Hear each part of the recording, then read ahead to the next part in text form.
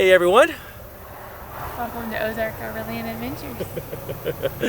We are north of Moab, actually kind of south of I-70. And if you've been following along with the daily vlogs, today we begin what we are calling the Moab Adventure Trail. Or the mat. Or the mat. It just kind of worked out that way. What's your Jeep saying? She's just telling me she's going down. She's just wanting to say hi. Okay. That's how she gets it. Since it's named Matt, she feels a little left out. Okay.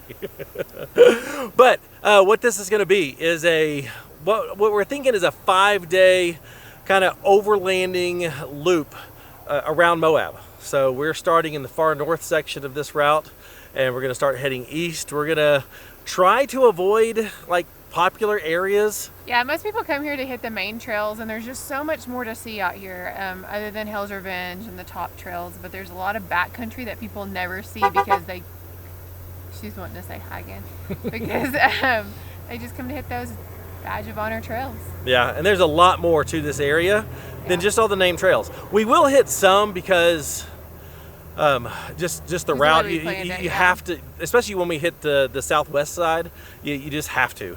But we're not throwing like Hell's Revenge in the middle. No. So we're going to try to make this route as accessible to stock friendly vehicles as possible. But a lot of this stuff we haven't driven, and so we're going to see what happens. But today is day one, and let's go see what we see. We're off. This begins the Moab Adventure Trail. I have been working on this and thinking about this for a year now, because it was at Easter Jeep Safari last year that I came up with this idea, because I got to see some areas like this one that we're going to. We did this last year, and I thought nobody comes out here. Like there's nobody out here. So just an alternative to just coming to Moab and running all the rock crawling stuff. I will be marking campsites and stuff along the way and including those in the route. There's a bunch right here. And it's way cool to be out here and see all of the options for camp along this road. There's multiple people pulled off and pretty large areas. So the start of this adventure trail is going to be pretty awesome. If you're just coming in late and want a quick stop before you start the day and start the trip, it's nice to know that there's plenty of room just to get a good night's rest before you hit the trails. Take it right.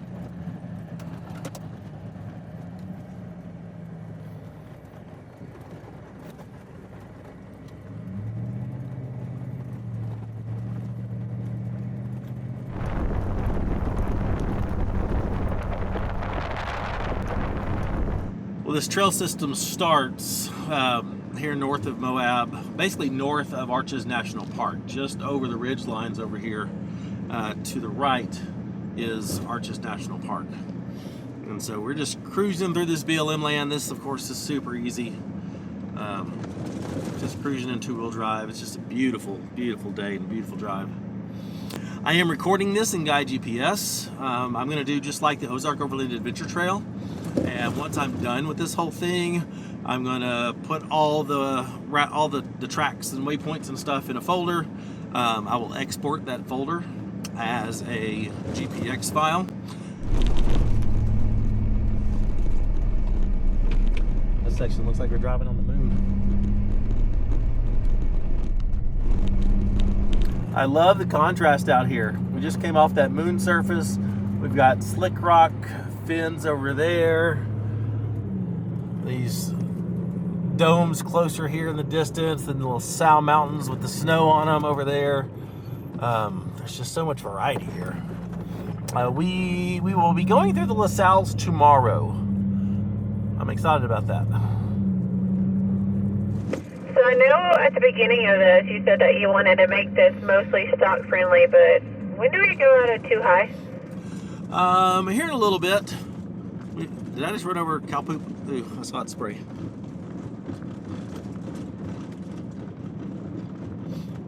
You absolutely did.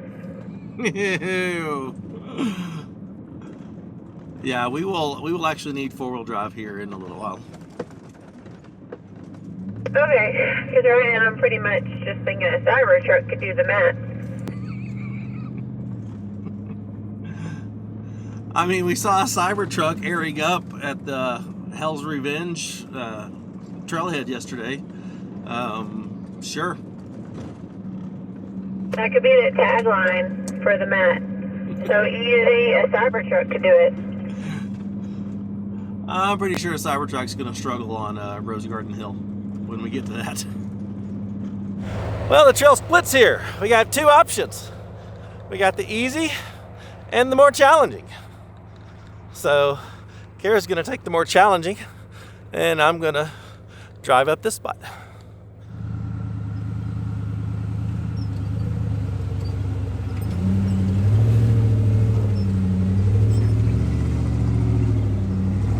Now we found the 4-wheel drive options.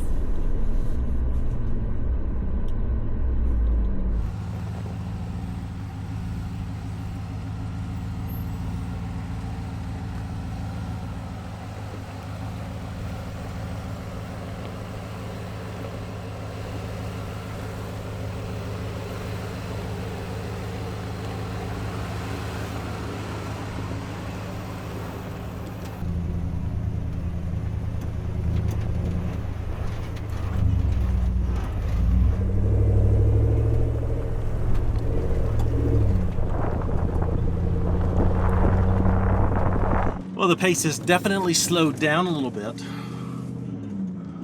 but the terrain has gotten more interesting. Like, just all these big random pile of rocks out here. There's no mountain for these rocks to have fallen from. I mean, I swear, it looks like God just went bloop, bloop, bloop, bloop. It's not like they rolled up from a taller hill.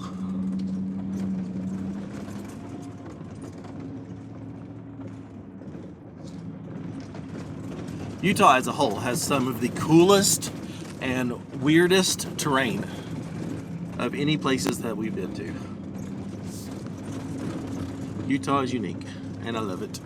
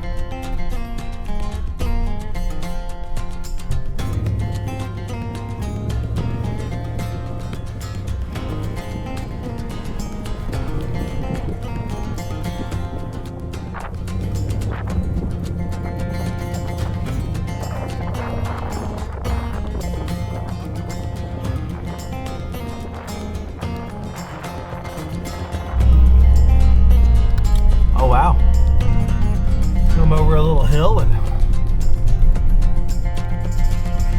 beautiful view.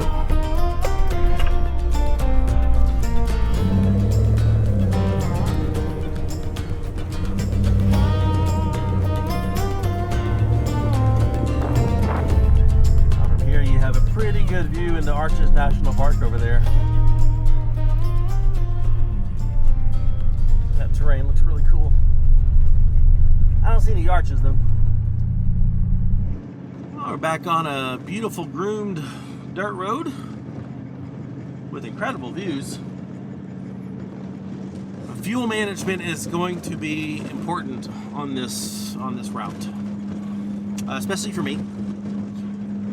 If you saw my last the daily vlogs, didn't have the best miles per gallons when I'm on trail, especially in 4 low. And so I don't think there's going to be a lot of 4 low on this. But even in, you know, just cruising on trails like that, I mean, I'm currently averaging 12 miles per gallon, which is pretty good. That's about what I'd expect to be doing. So just kind of watching it. I do have 4 gallons with me in the Rotopacks. Maybe 3.5 by the time they leak, because they suck. So we'll see. There's not a lot of fuel stations on this route, obviously. So we'll see how that goes. If you come out here and you do the Moab Adventure Trail, just know there's a lot of roads that come out here and dead end at the national park. I know there's a very nice campsite there. There's an awesome campsite there, but I'm guessing a lot of those will end with beautiful bluffline views and great campsites. Turn the corner and now we're in all these, are these mesquite trees, juniper trees? I'm not sure. I'm not a botanist. Ooh. But cool terrain here. It's crazy that we just turned a corner and now we're in trees and a lot of greenery. Looks like our elevation changed just a little bit, but I guess where we're at gets more water and more rain. But it's really cool about the Moab Adventure Trail is that there's such a variety. When we first entered this, there was a bunch of flat lands and some like mineral deposit stacks back there at the beginning, and then had a little bit of rocks for me to play on. And now we're in like this desert oasis. So it's pretty cool. It's pretty cool that you can see a lot of the things. And then you have the LaSalle Mountains in the distance, you know, showing off what snow they got, or just kind of as a backdrop. It's pretty. It's really pretty.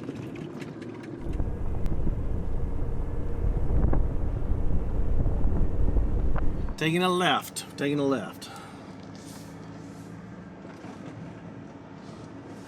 This gets a little more fun and technical. Well, I said we're trying to avoid, you know, as many name trails as possible. But some of them you just can't avoid because there's so many out here. But this one is not driven a lot. You just don't hear many people talking about it, but it's beautiful out here. It's called Dome Plateau. And so we're on a section of Dome Plateau right now. We're just starting a section of Dome Plateau. It's got some fun, mild spots on it. There's an arch over to the left as you come around this corner. Yeah, I saw that last time when we were out here. And then also, like, you can see arches right there to the right of us, and you can see arches that way too. There it is. You can just make out that arch over there. That's a cool one. I don't see a name for it. Looks like there's a trail that goes over there. Huh. Oh, we found a trail that circles back toward that arch, so we're gonna go check it out. I'd hate to be that close to a cool arch and not take advantage of going to see it.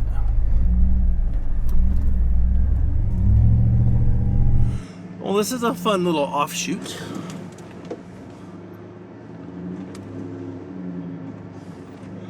This is cool. Oh, there's some climby things.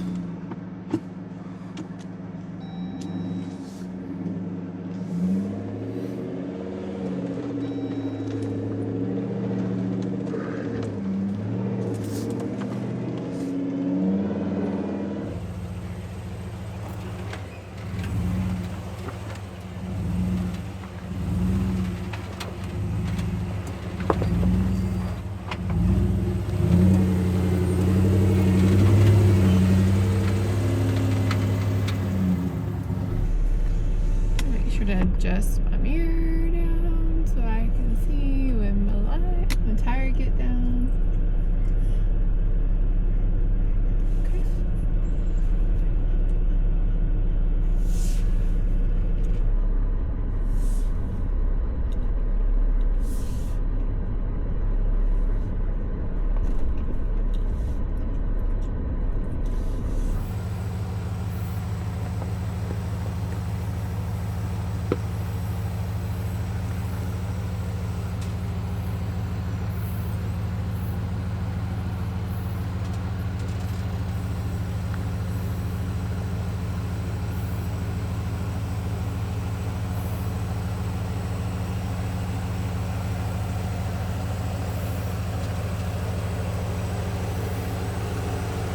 If we come back, that'll be a fun one to climb. Yeah.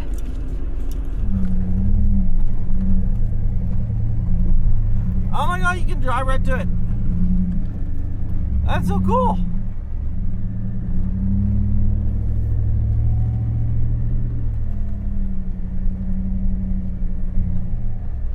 Check it out. That is so cool. I think this will be like my first real Utah arch that I've been in. No, you went in that one arch on Poison Spider. Oh, true.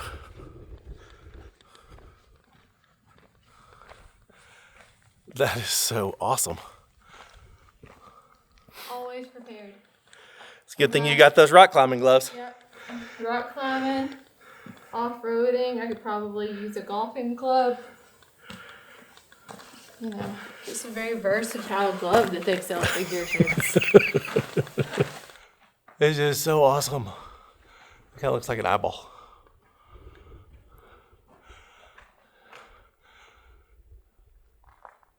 Well, even though we got started late, we don't really have an agenda. Don't even have a specific camping space we're trying to get to tonight. Just going and seeing what we can find. And I'm glad we found this. This arch doesn't even have a name. I think we should call it the Kara Arch, since the arch kind of looks like a C on its side. Oh, I see what you did there. Yeah, it's the Kara Arch. Since it doesn't have a name, now it does. Well, that was a fun little detour. And not far at all. We could go back and make a loop out of this, because it does loop around on the map. But this way was so fun going down, we're gonna go up. Let's see how we handle this hill. It's so dusty.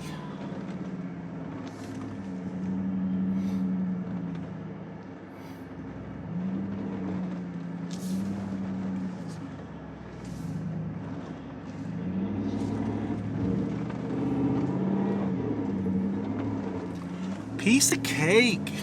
I'm gonna mark that on the map as an obstacle.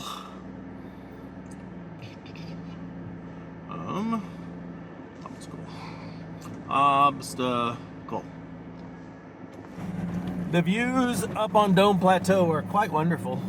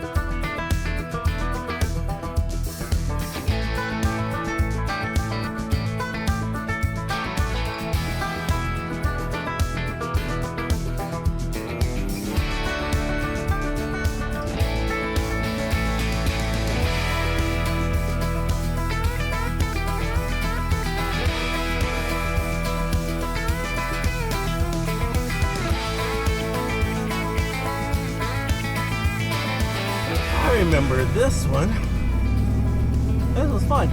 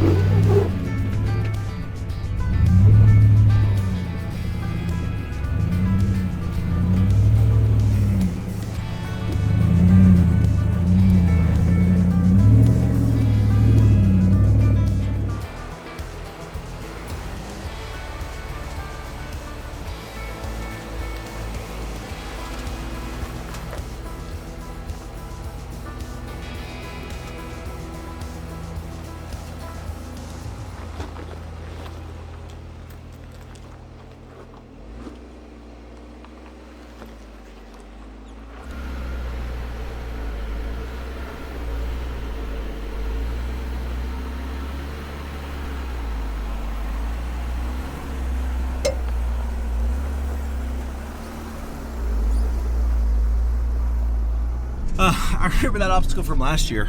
Had the exact same issue. Those ledges are just spaced wrong for a Gladiator. Perfect for a Wrangler.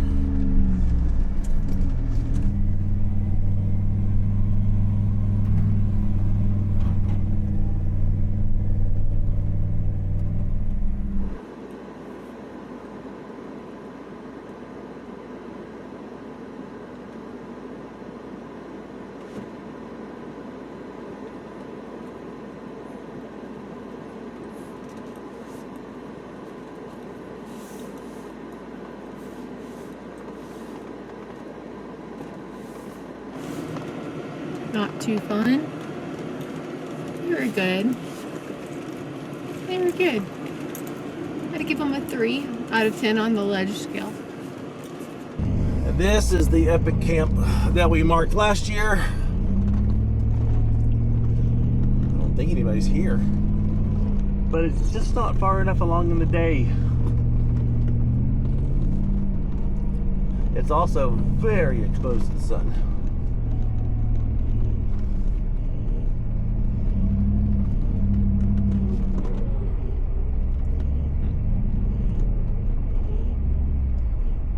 Well, this is quite the epic campsite. It's not huge. It's also not particularly flat. But it makes up for it in, look at that, epic scenery. There's a cool little spot up there with a little fire ring. Some grass here for the pups. But the biggest downside is the sun is just right on you here. And it's hot. It's also 5 o'clock and I think we need to push till 6. Just to get on the other side of the highway and get a little further. Whew. Izzy got hot running around out there, but she loved it. But it's hot. I'll be glad when that sun goes down tonight. It's so stupid hot for March. Don't like it. We should be almost out of these little technical spots. Oh! Clip that edge.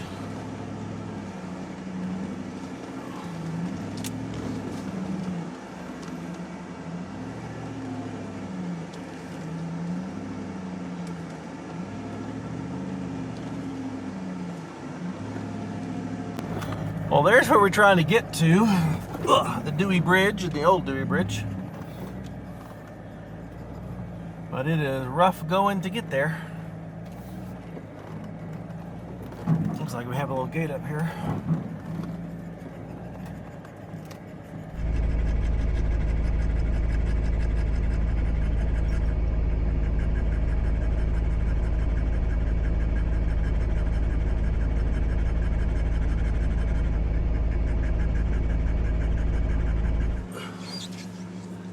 That gate is excessively heavy. Excessively.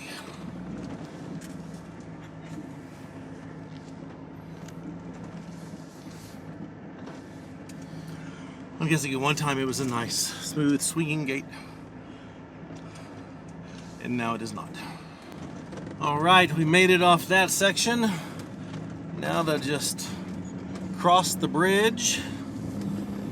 And then we'll take off on the trail that takes you to the top of the world. Two-wheel drive. But we will not be driving that far.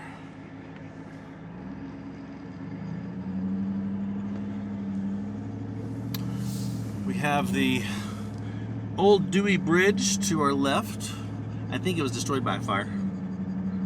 Pretty much nothing left of it except for the steel structures and the cables. Crossing over the Colorado River.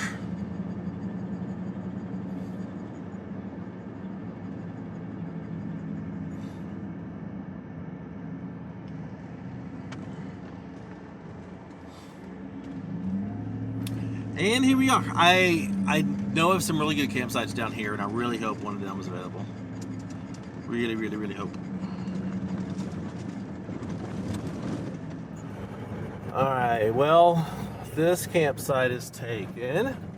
That's a bummer. Those are the guys that we saw on Ryan and them on Fins and Things. Was it?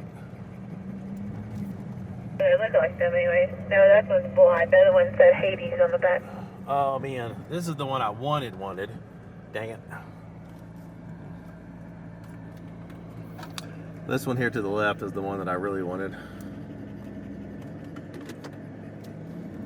Let's look at that.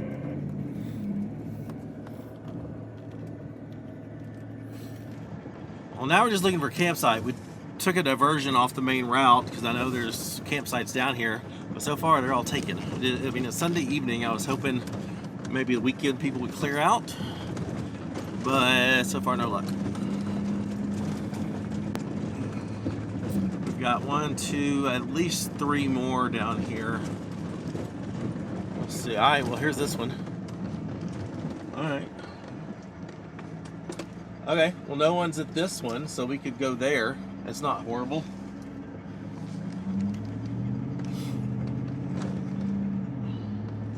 Yeah, it's not horrible.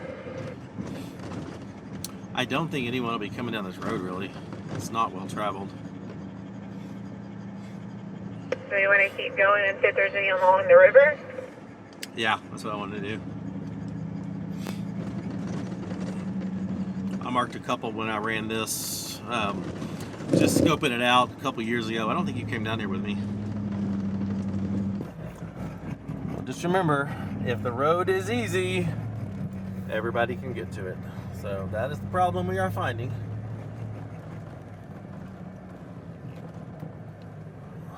I have the Dolores River right here. I don't know if that's crossable. There's a campsite on the other side of it.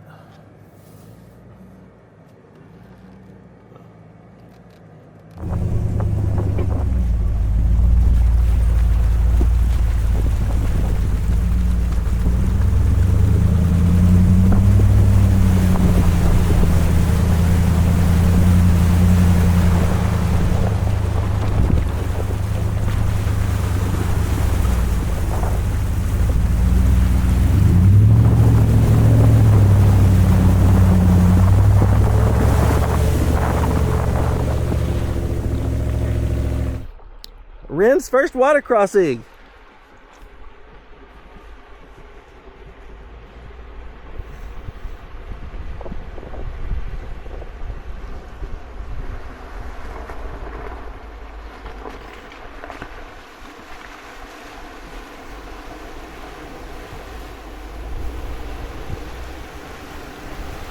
Very nice.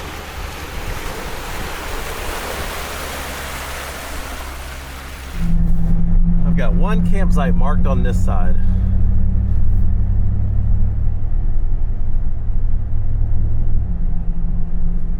We'll see what it looks like. Then we may just turn around and go back to that one. Well, apparently I wasn't paying attention to the public land layer Well, a just few go years check ago. that one. Yeah, I think that's fine. That one look good.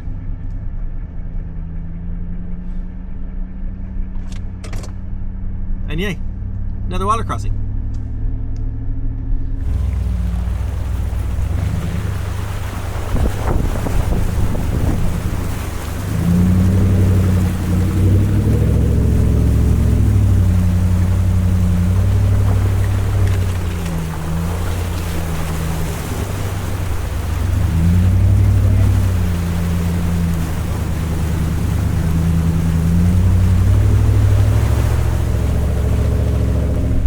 I can't believe this one isn't taken.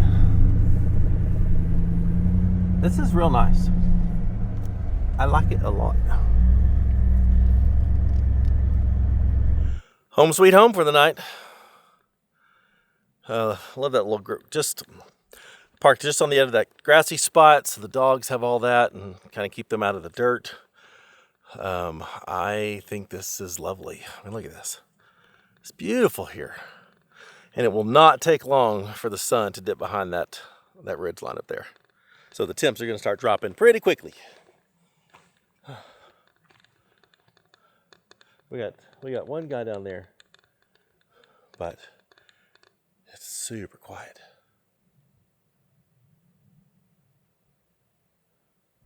I like it. We're at camp, girl. Come on. Look at that. Go run all around. Just stay out of the cow poop.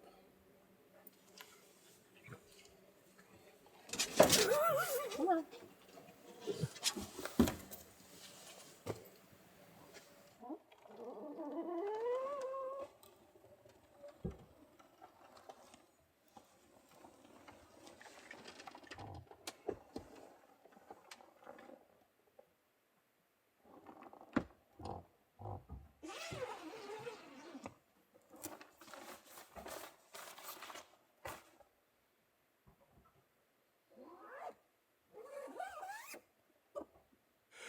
Well, this is one of those videos I didn't want to have to make, but Kara just told me she wanted a divorce. I did not. I didn't say that. Yeah, you did. I just said I wanted to try to sleep in my hammock. Same thing. Ugh. Same thing. She didn't want to sleep with me tonight. She wants to sleep in the hammock. That's basically the same thing. I cannot tell you how much Kara has been waiting to use this hammock setup. Yep. Like, I think, is this the first time you've actually used it? I bought this when I had Poppy because I was dreaming of a purple Jeep. I'm just kidding.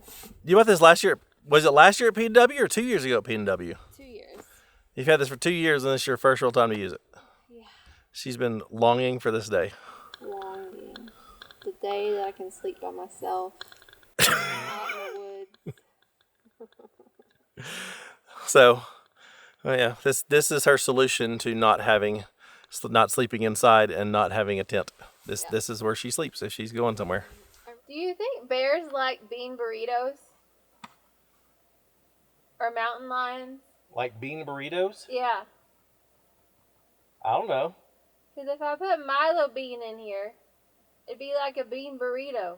What are you? The burrito. I thought the hammock would be the burrito. I'm the hot sauce. You're the hot sauce. Are you really going to try to sleep with Milo in there? Yeah. I mean, me and Izzy going to stretch out in the tent. Yeah, she'll have lots of room to pee.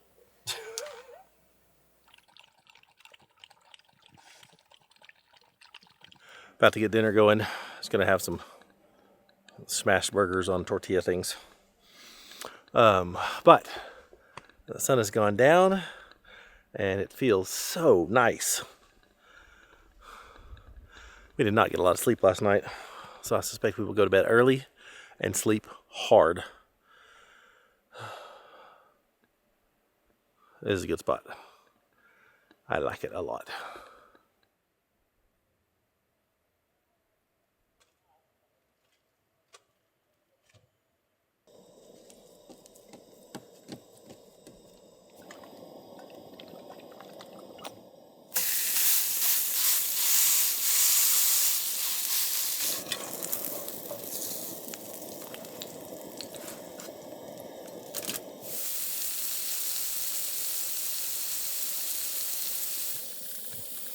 Well, how is it? Good. You like it? Mm-hmm. Thought you would. Mm-hmm. It's super easy. We've got an amazing sunset tonight. It's absolutely beautiful here. Oh, that is pretty. Hey. All right, baby love. That was a really good dinner you cooked. Thank you. I think I want to move it back in. Upstairs? Yeah. You do? Can I move upstairs? And why is that? Forgot my sweatshirt and I only have my jacket, and I think the zipper would hurt me in the middle of the night. So you're gonna be cold. Yeah, basically. Yeah. I mean, I knew she couldn't live without me. You're silly. Yeah. I have my rumple though. Kara and the pups are in bed. I'm close behind. This is Kara's first experience with the Intrepid camp chair. Yeah. What do you think? I love it. A little spoiled, huh? Like It's that's real nice. that's rooftop tent life right there. Yeah.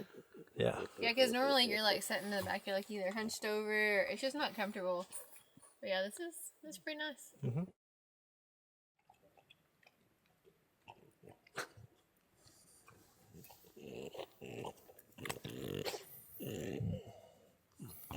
Good morning, sweet Izzy. How'd you sleep?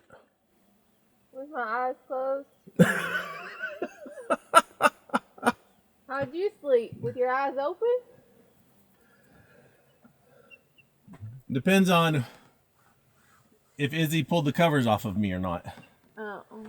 If she did, I got cold. If she didn't, I slept great. Well, good morning. Good morning. We are about to start day 2 of the Moab Adventure Trail. Dos. Day 2. Got a lot of miles to put down today. We didn't get as far as we should have yesterday because we got a late start. And we're honestly kind of getting a late start this morning because it's almost 11 o'clock and we kind of slept in and did some work and just been chilling. But this has been an amazing campsite. And kind of sad to leave it, honestly. Yeah, it's nice. It was so quiet last night and the stars were just so bright. Yeah. But kind of a cloudy day today. Yeah, a We'll little see if that overcast. sticks. Hopefully not. It's fine if it does, though. Yeah. Can't choose the weather. Nope. But we're going to take off. We'll go see what we can find on day 2. I know we do have Rose Garden Hill to go down today. Never tackled that one before. I'm a so little nervous about that. That's gravity. Because I'll pull you right down. They say that it's, I know that's the problem. They say that trail is because it's all fine until there's this major obstacle called the Rose Garden, because they never promised you a rose garden on that trail. That's right. And as much as we want this route to be, stock friendly, and I think this will be going down, I'm not going to promise you a rose garden. There's going to be some challenges. This is Moab after all. But we're going to go have fun and see what we can see. We will get to the LaSalle. We'll drive through the LaSalles today, so I'm anxious to see that.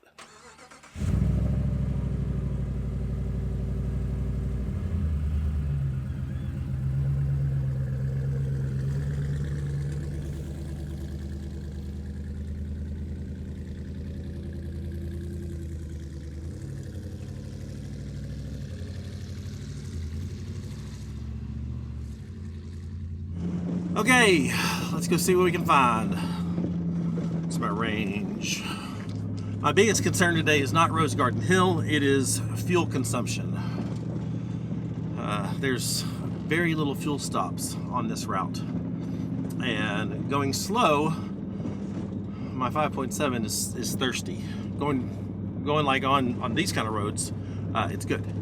But when we get to slow crawling stuff, it drops substantially. So hopefully we will make it to LaSalle, where there is a gas station today. And I do have some extra fuel with me, but hopefully I won't have to use it. I think Rose Garden Hill will be the most technical thing we do today, and a lot of it will be just beautiful scenic driving. We should put down some miles today. I'm not designing this so that you have to run all 5 days in order. If you want to skip the northern section, you can hop on the highway there where you turn off to Top of the World. If you can run it backwards, you can run it forwards, whatever. We did not get as far yesterday as I hoped because we started late, so I'm not saying you have to stay at that campsite. I'm marking lots of them along the way.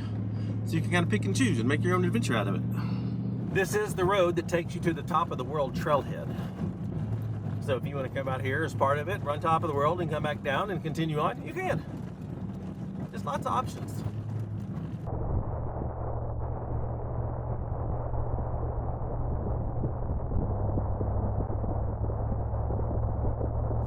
The scenery on this section is quite stunning.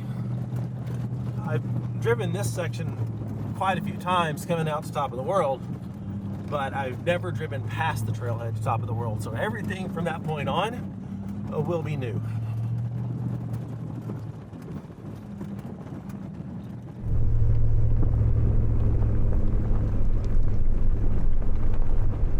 There's so many trails out here in Moab that are incredible to run. Top of the World is actually on this day 2 of the Moab Adventure Trail as an option if you want to, go run that real quick. It's one of the things that we love about creating this trail is that it's around Moab, and so you have the option of going in and doing some of the trails on some of the days if you want to. And so it goes right by there, so it would be a good opportunity to hit that and log it in the Adventure Passport. That's what we do. We're turning off here toward the top of the world trail, but we're going to continue on the Kokopelli trail. So from this point on, it'll be new.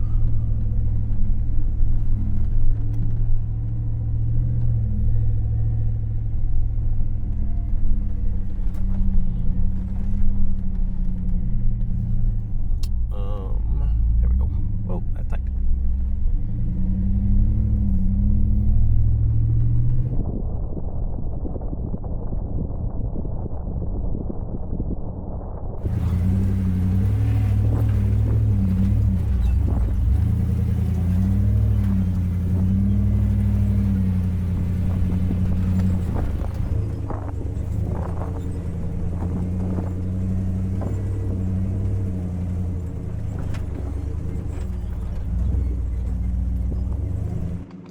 This trail is really pretty. I love this. This is cool. Yeah, I do too. Driving into this canyon is so cool. I know that I'd want to do this after a rain, but this is so cool.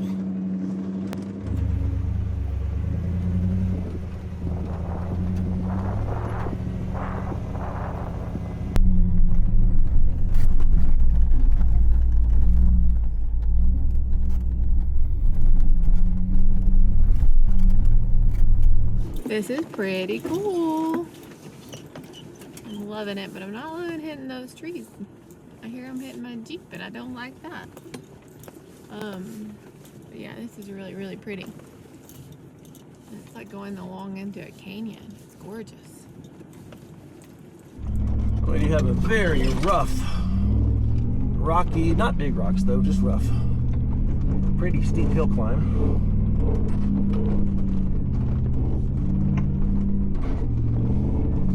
Looks like there's some pretty fun ledges ahead. This is a pretty cool little climb. Over some jaggedy edges on the rocks coming out of that canyon, which it was a little wet down there. So, I mean, if they would have had a rain, we have a little bit of water crossing.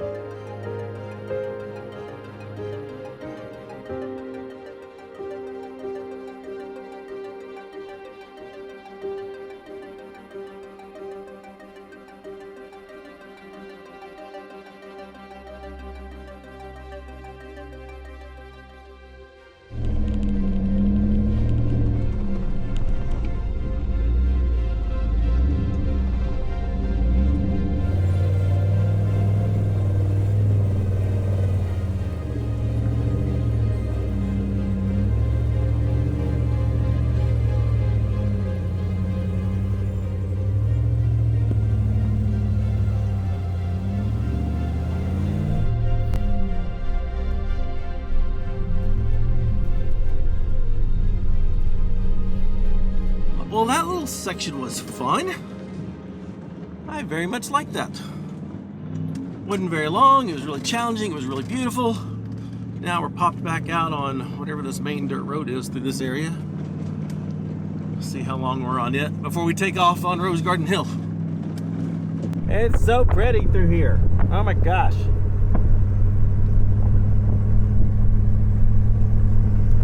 Well, we are officially on Rose Garden Hill now. So I don't think it'll be too long before we get to the technical drop-off sections.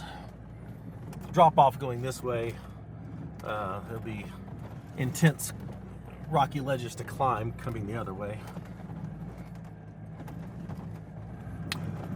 Oh, that view doesn't suck. Holy cow.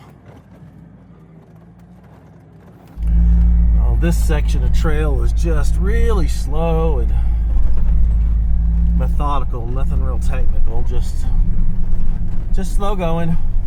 But the scenery here is unreal.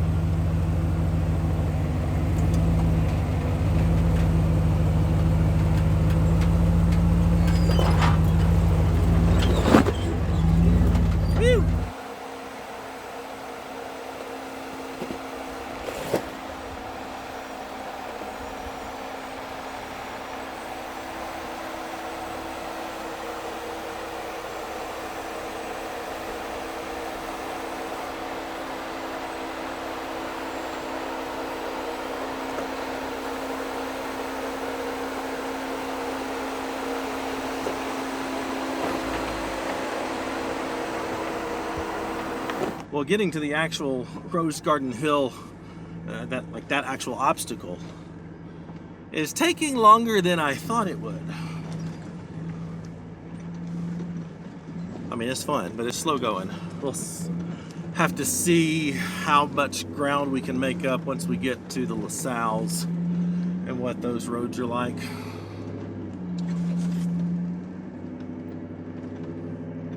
I know where I want to camp tonight. At this point, unless the roads get a whole lot faster, I'm not sure we're gonna make it. We will have, if we get there, we will have a decent amount of pavement to cover to get to that area, just because there's no trails that kind of cross the highway there.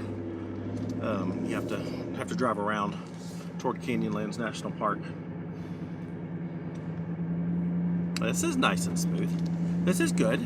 This is what I was expecting. And then it slows down again. I mean, that's just what happens when you're out exploring. And like I said, never run most of what we're doing today before, so I didn't know what to expect. And if we have to pivot, we have to pivot. But I'm having fun.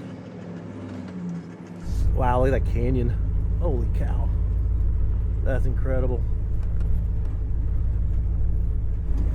Oh my gosh, it's just so beautiful. I feel like we've transported into Canyonlands now. Wow.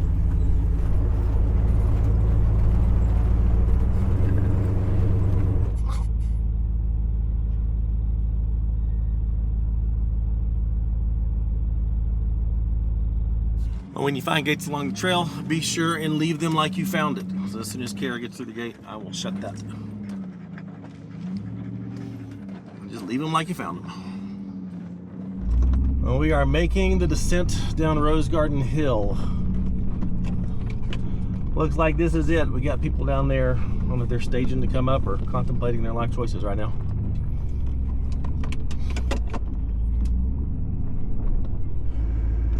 All right, it doesn't look awful. Most of the steps are kind of filled in, so it's kind of gradual. I can see coming up this would be a bear.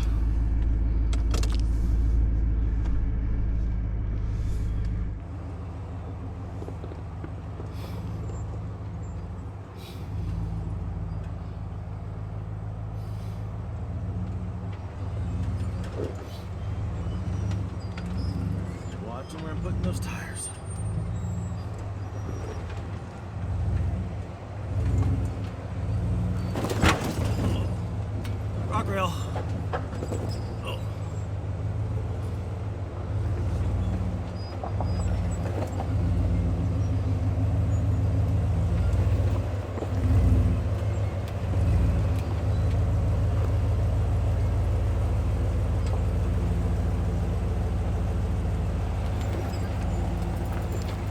Not horrible.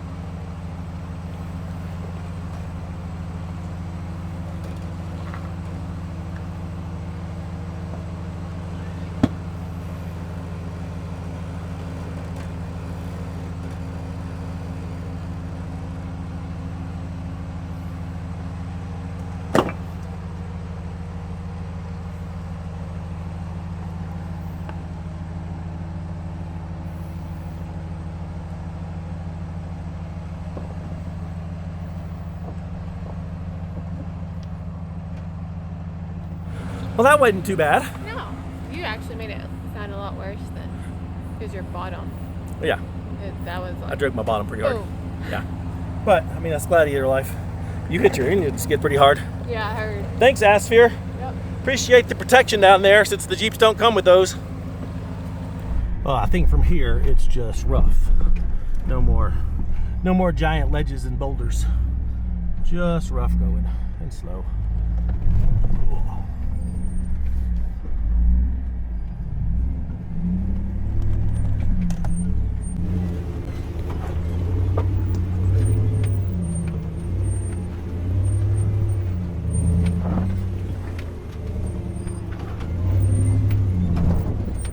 Here's my opinion. That is definitely doable going down very slowly in a lightly modified rig. You definitely need, I think, some good skid plates. If you don't have an engine skid, highly recommend getting one. Kara hit hers pretty good, just kind of coming down on that rock. That could have been her oil pan. So we're huge fans of Asper 4x4. We've got their full under skids and diff skids on our Jeeps. When we get home, Kara's actually going to test out their new Wrangler rock rails for a little while and see how we like those compared to the rock hard 4x4s that she has. So if you don't have skids, Asper 4x4, very affordable, and they're aluminum, so they're lightweight. If you don't want to do Rose Garden Hill, I am going to put an alternate that completely bypasses all of this and brings you up Onion Creek instead. We're going to intercept where Onion Creek and this merge here in a little bit.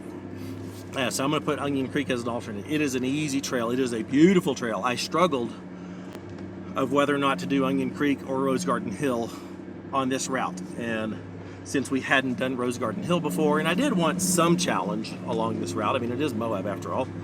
I chose Rose Garden Hill. So you'll have a choice, but going down, not so bad. This looks like a good spot for a lunch and a pee break. I agree. Well, there's what Rose Garden Hill looks like from the bottom. Got down here eating a little lunch. Met these wonderful guys down here.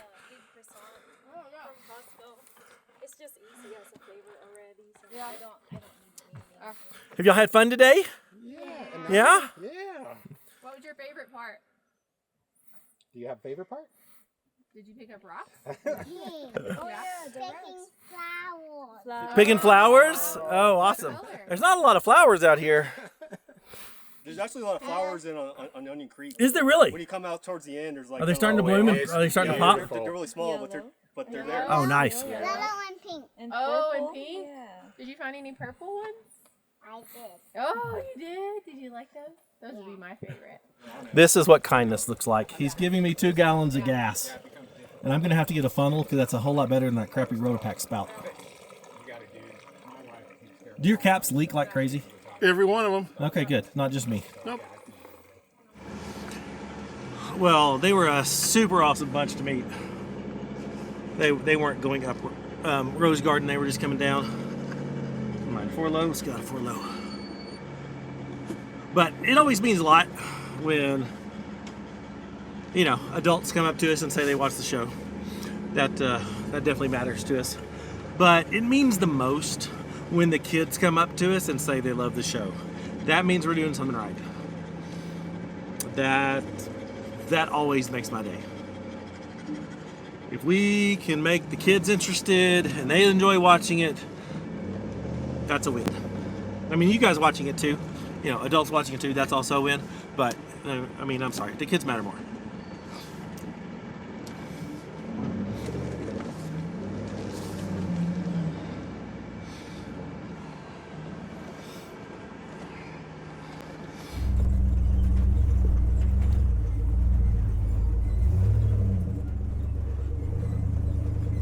Well, Rose Garden is complete. That was fun. It would definitely be challenging going up, but I think it would be good. I wouldn't mind doing it, honestly. I much prefer going up than I do going down. But not too bad, not too bad. Those ledges were, at that one little section, were pretty much the only thing that you had to be mindful of. It's loose boulders, diff catchers kind of throughout the trail, but the ledges were the only thing that'll make you a little more attentive, I guess. Well, now that we're in this low-lying area, fuel economy is definitely improving. The road is much better. This is nice. It's a nice change of pace after Rose Garden Hill.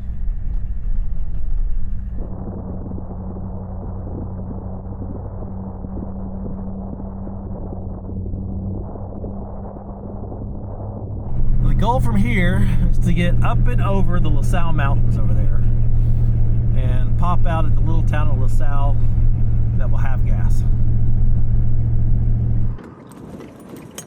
There's some beautiful farmland out here.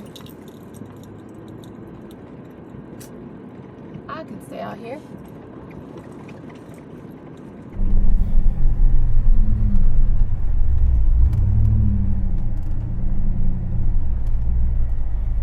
Oh, it's a blind corner.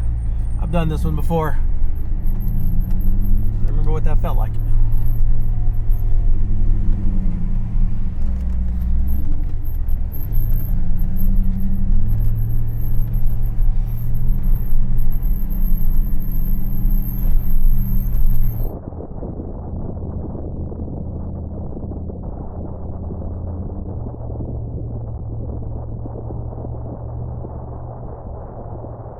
We're just cruising through this beautiful BLM land trying to get over to the National Forest.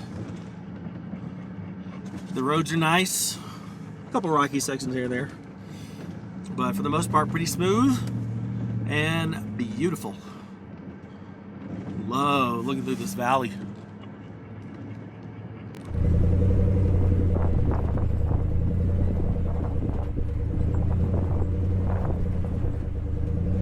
We are almost to the National Forest. Very, very close. If you're in Moab and you want to get away from the crowds, come out here.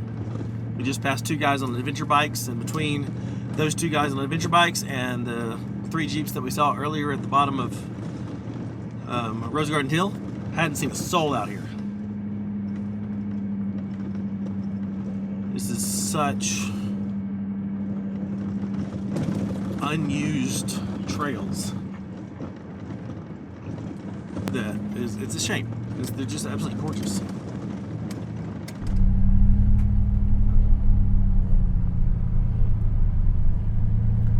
Wow, that's incredible. Well, welcome to the Manti LaSalle National Forest. We made it.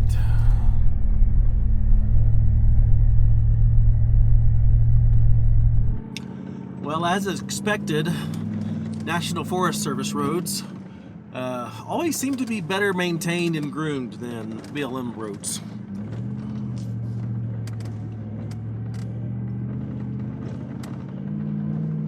Yeah, I'm not surprised.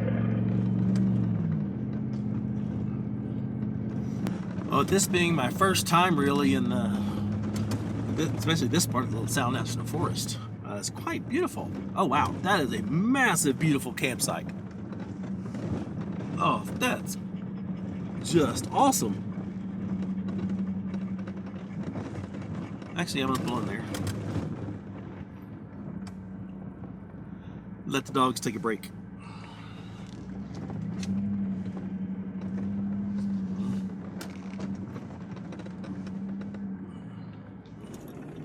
Alright, we just stopped to let the dogs get some walking around for a minute and going potty and some water.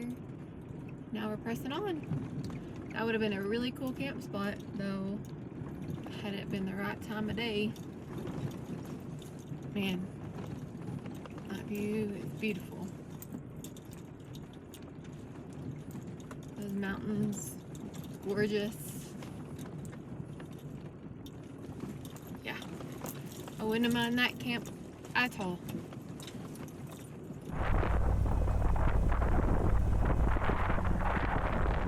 We just crested just over 8,000 feet back there, and the air is considerably cooler. The wind is nice and just has a good mountain air feel to it.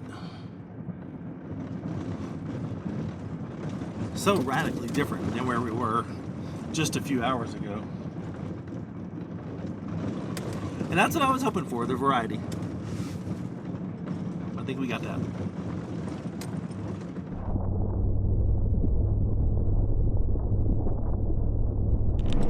Taking a left here, taking a left.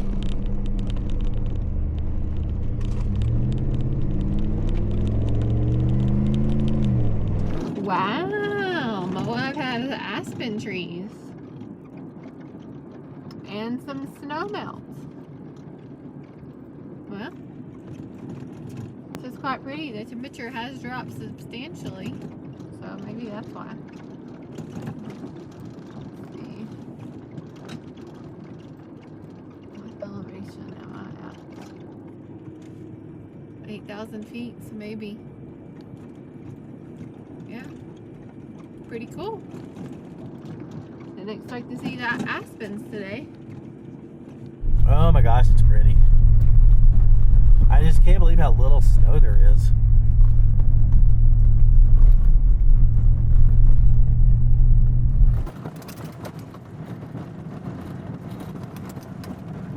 This is so radically different, and a very nice change of pace from earlier today. Fuel economy is going way up. I reset my miles per gallon once we got on the smooth stuff, and currently getting 20. We've been getting 20 for a while. That's good.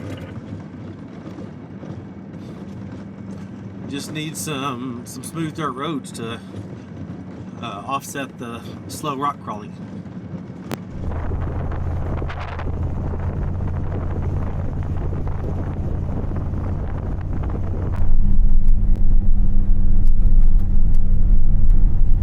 Look at the snow.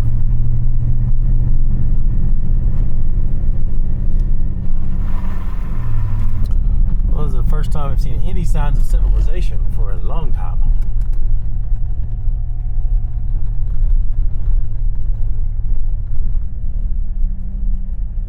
Geyser Red Ranches. We are 14 miles from LaSalle, and I have a range of 26 miles. So, doing good. Doing real good.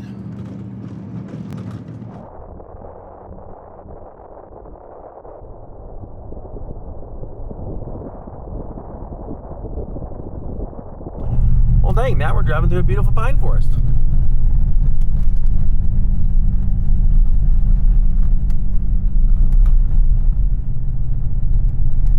All we need now is like an alpine tundra, and we'll get all the environments.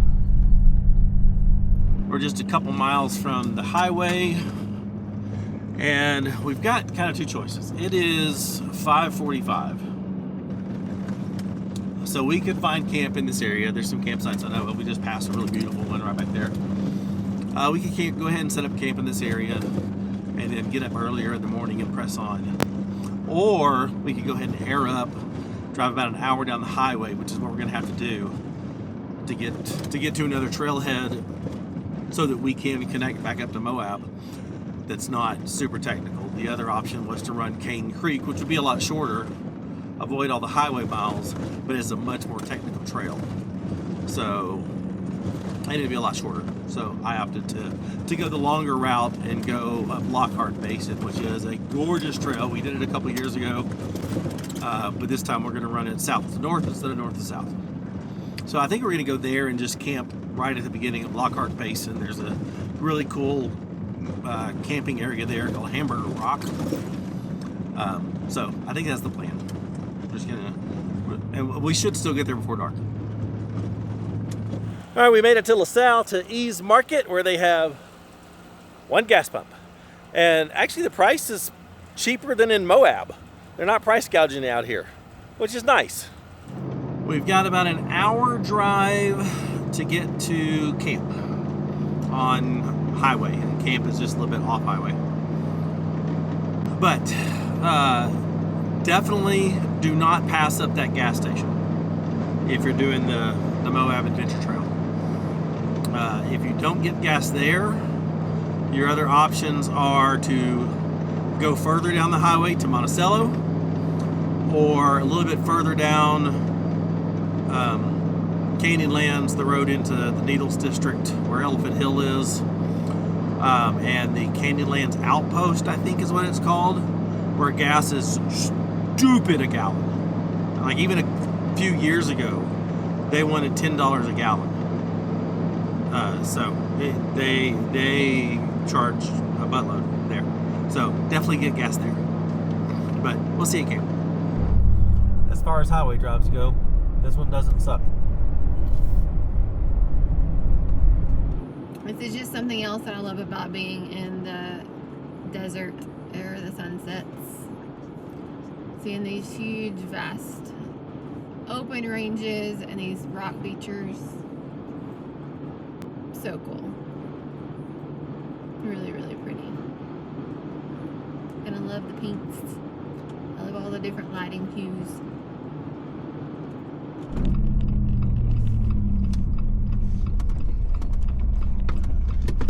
I'm not going to bother airing down here. We can air down at camp.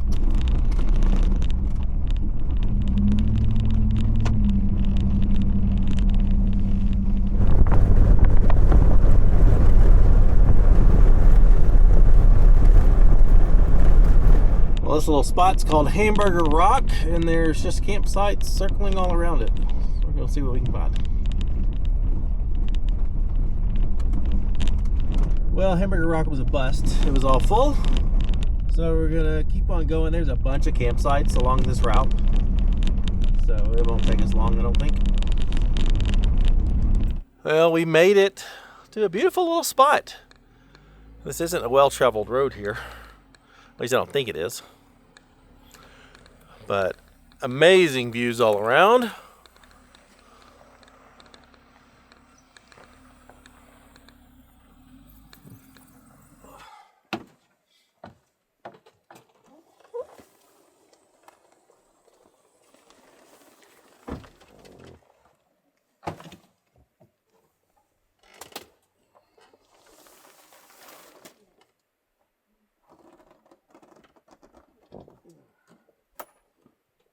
Well, I think this will do. I am quite pleased. Well worth the drive around over here to go ahead and get to this spot tonight. And can't wait to see it in the morning. It's just, I love places like this. Oh my gosh, it's just beautiful.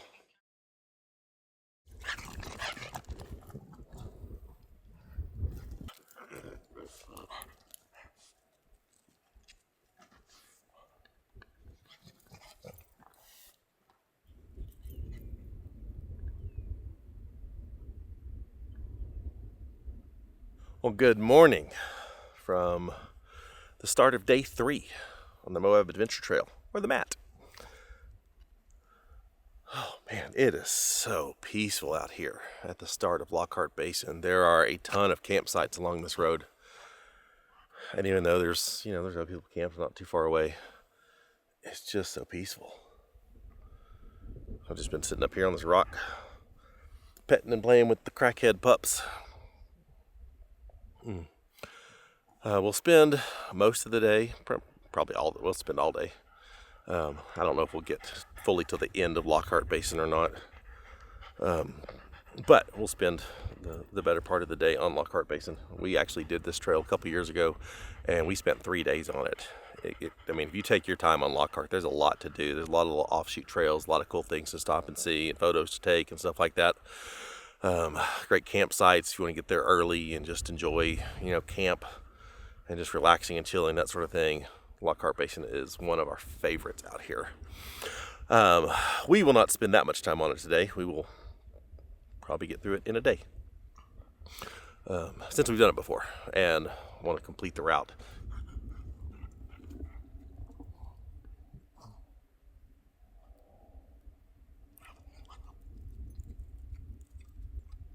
Ready to go is, oh, you just gonna take a nap?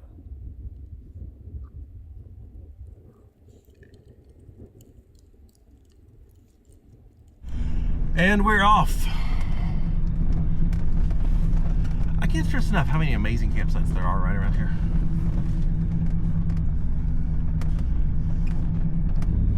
I am curious to see how far we'll get today. There's a spot on Chicken Corners that I have always wanted to camp at. It's called Catacomb Rock. And if we could get there, I think today would be perfect. But I don't want to just push. So we'll see. But I also know what it's today. Today's Tuesday. I know where we need to end up tomorrow. And then we need to end on Thursday for day 5. So we'll see.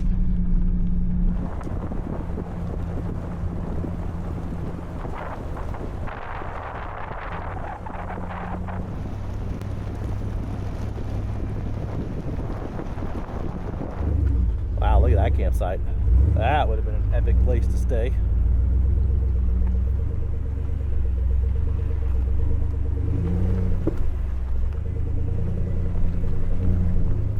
Good morning from day 3 of the Moab Adventure Trail. This is an awesome day because it is mostly doing Lockhart Basin, which is one of my favorites. It's beautiful. It's rock crawling there that I love, and then also just these rock formations along the way that look kind of like stacked cow poop, but they're pretty cool.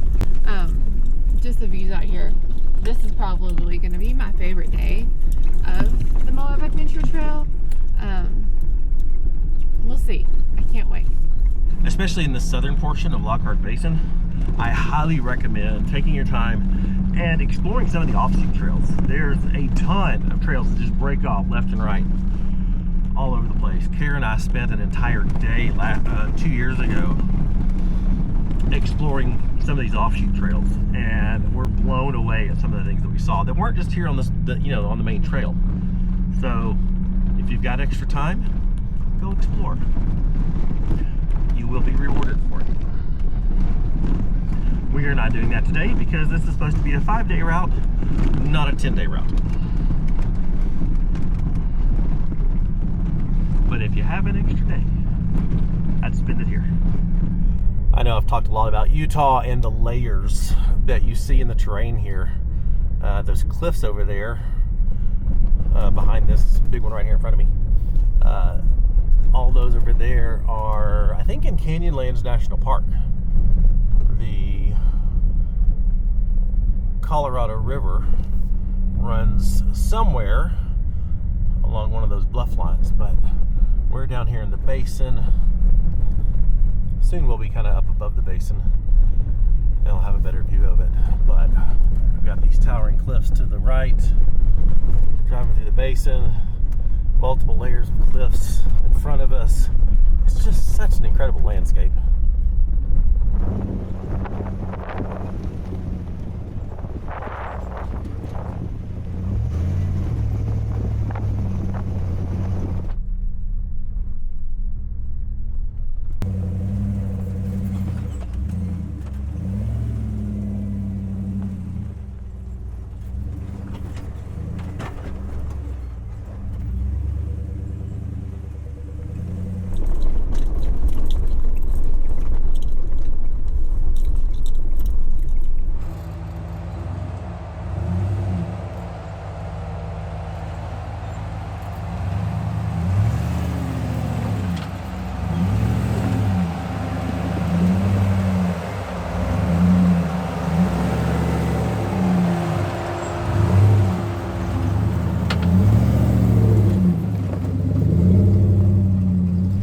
are beginning the climb out of the basin.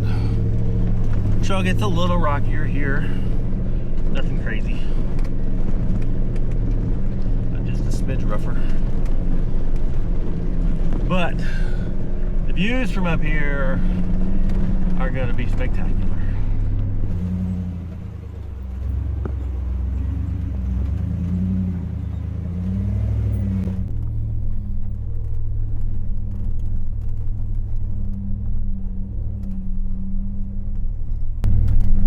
Alright, are you ready?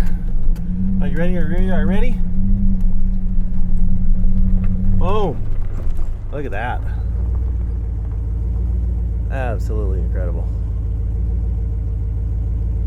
That's where we just came from.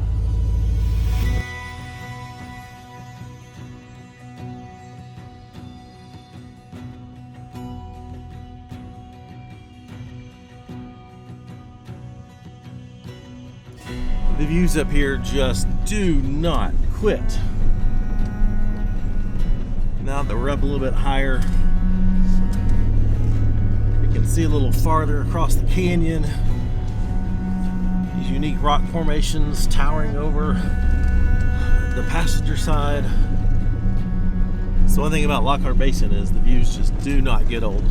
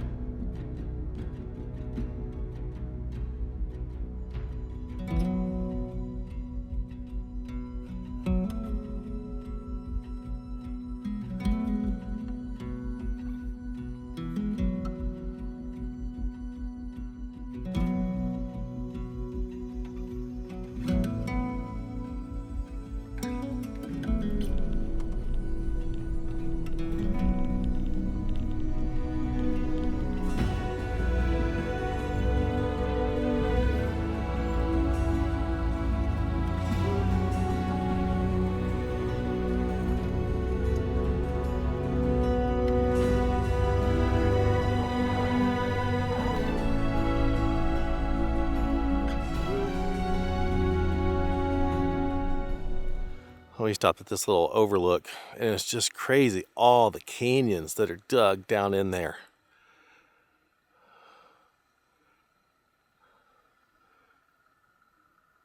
The terrain in Utah is like nowhere else. If you're afraid of heights and shelf roads, this little section just has a lot of little hairpin turns around these little pieces jutting out. Some of these turns have little washouts in them, so you got to be careful.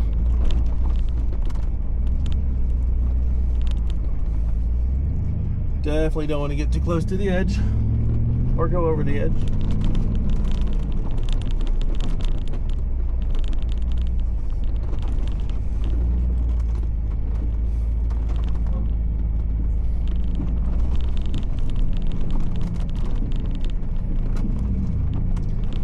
Got a little rocky ledge up here.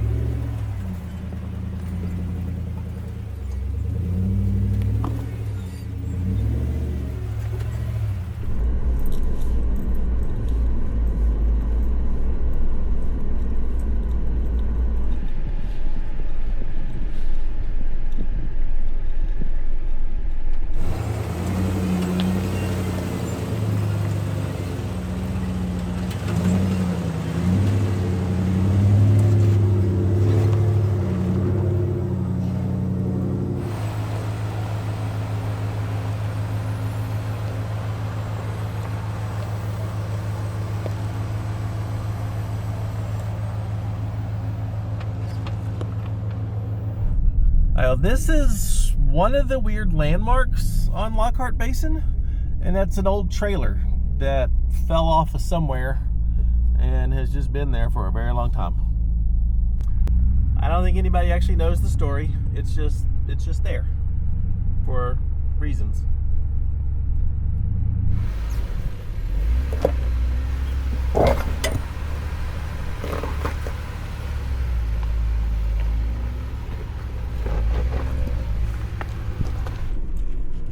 Easy peasy.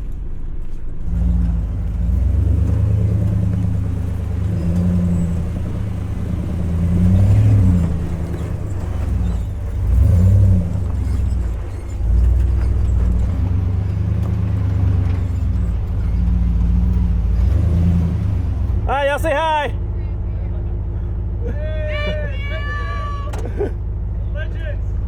Y'all have fun. Safe travels, guys.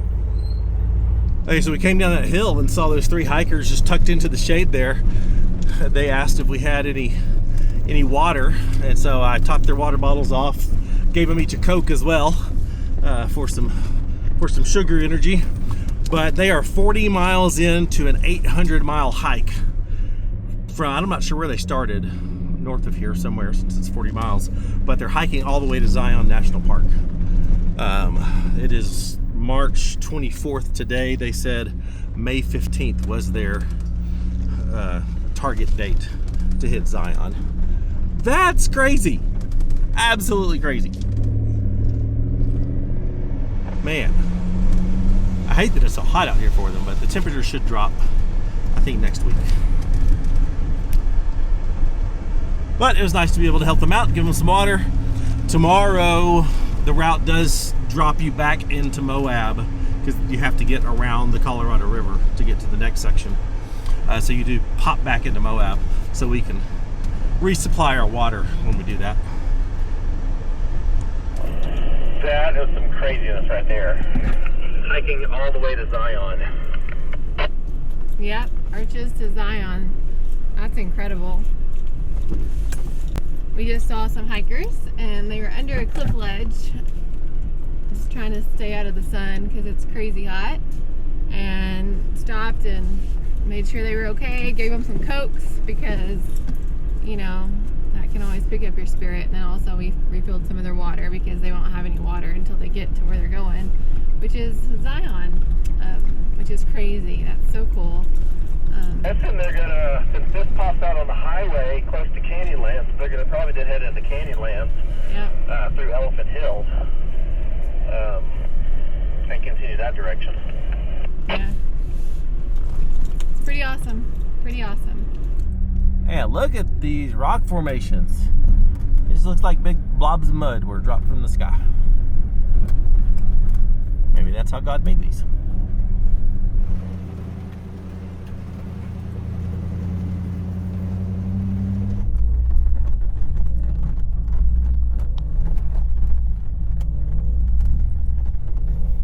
I appreciate these areas of the trail that kind of come away from the edges for a little while, because I find myself looking more out the window at the scenery than I do the trail, and so there's less risk of accidentally driving off a ledge. Especially if you've never been out here before and you've never seen this type of terrain in person before, it just blows your mind. It is unlike any other place in the United States for sure. I don't know about the world, but in the U.S. for sure. I mean, look at this. Look at what we're driving into. This is insane.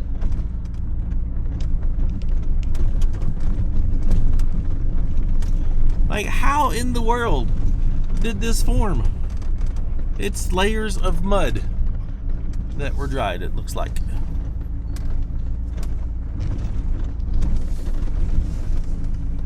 I'm gonna try to record this view to the left without falling off the ledge as I film.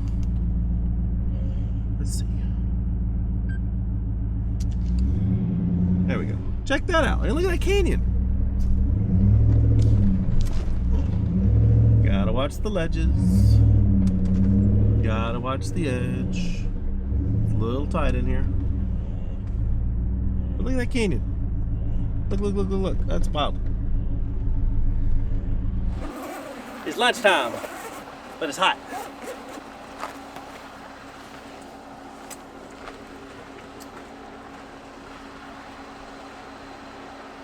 You need to turn your truck. What? You'll need to turn it.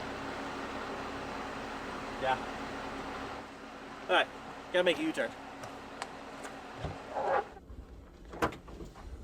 There, lots more shade this way. Where's our chairs? Smoked salmon with lemon chive spread and crackers. Interesting.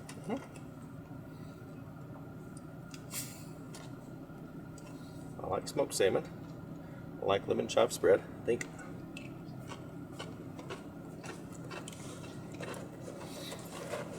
Oh, that's real good. All right, I'm ready. I'm ready. I made a happy plate. Can I have a couple of M&Ms? If you go to the Ross Monster. You didn't bring them? No, they're meant to. I got no more candies. Now I have a sad plate. Yeah. That was a lovely little spot for lunch. I mean, you just stay there all day. Like Kara said, take a nap. Put out her little hammock thing under the awning. It would be quite lovely. Let's see. We are...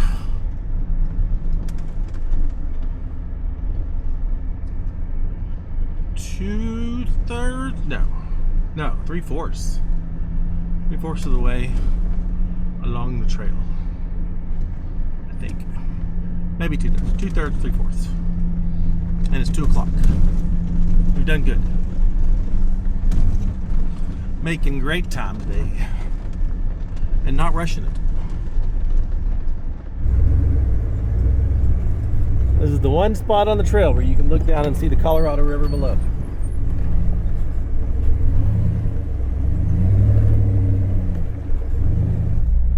Here's where we camped 2 years ago. Cool little spot. Just pull right off the road here.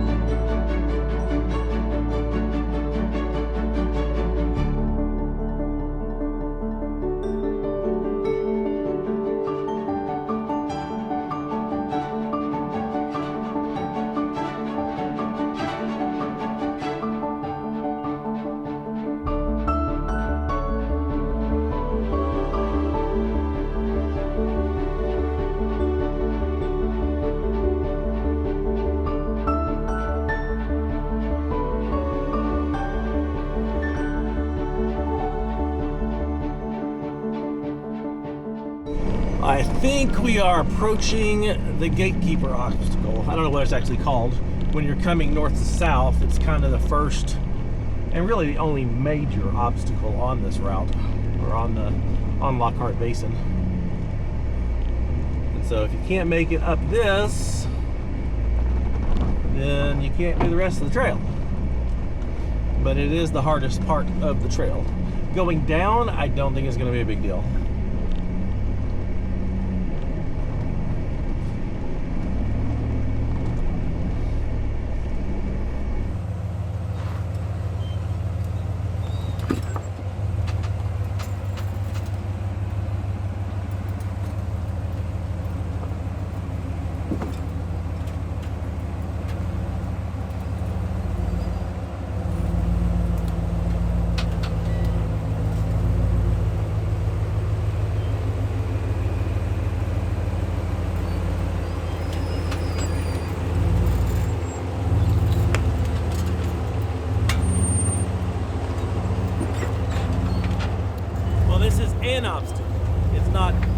obstacle that I was referring to.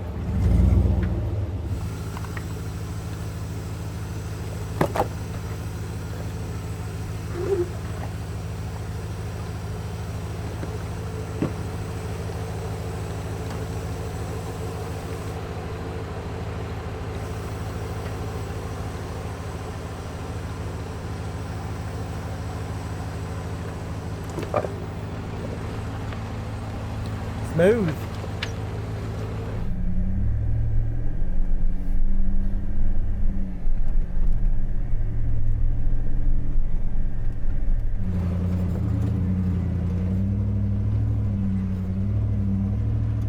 Well, this section of Lockhart Basin is definitely the most technical. Well, it's not awful. It's fun. But it's just it's a series of hill climbs and switchbacks and stuff. Kind of like that one back there that's got some ledges. There's the one that I was referring to as the Gatekeeper is kind of a double obstacle. You got to go up one and then you go up another. It's pretty cool. Definitely going to be harder if you're going the other direction, which is why I chose this direction to make it easier, so that this whole route is more accessible. It's all part of the plan. So in just a minute, we are going to drop from up here to down there. I still have it in my Gaia. You can see the trail down there. That's where we're about to go. There you go. Now you can see the trail better.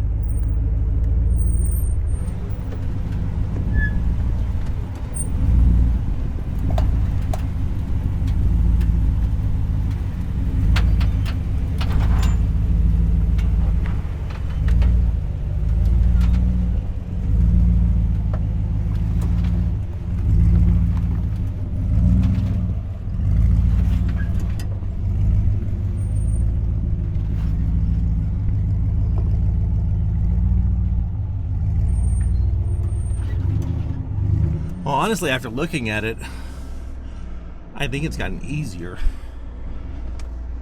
It's a little more filled in and gradual. These used to be bigger ledges.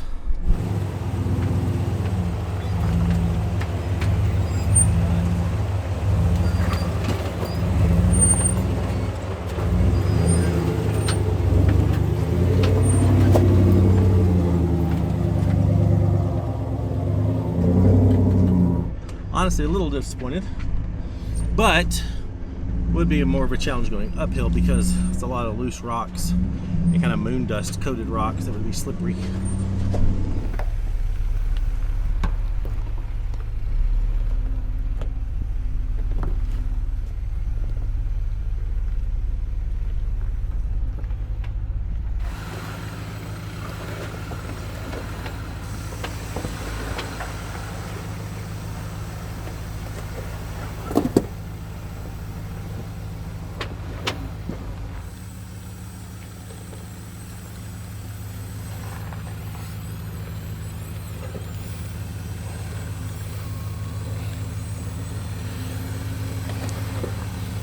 Yeah, that's a much better line.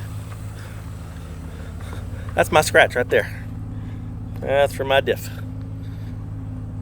It felt like that was a really long drag. That was pretty easy. Pretty sure you could take a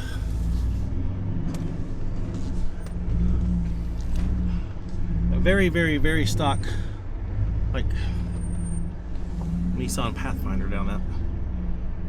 Now, just kind of snake your way through the rocks.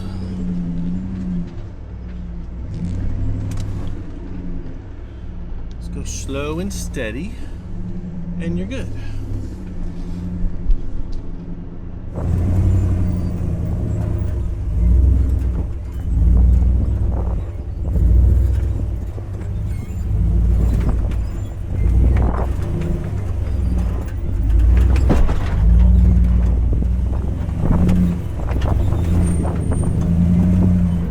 Really hit hard back there. Well, I just dropped down too fast and hit my rock run. Okay, I wasn't sure what that was on.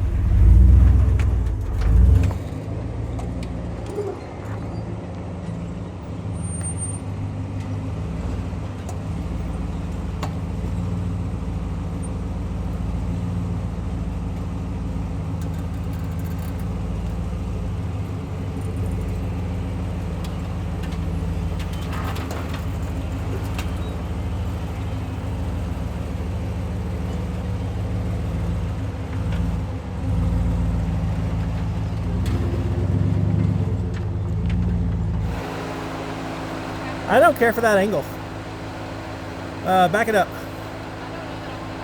You can back it up. Either that or turn hard driver to get off this ledge. Okay. Like hard. It doesn't feel good.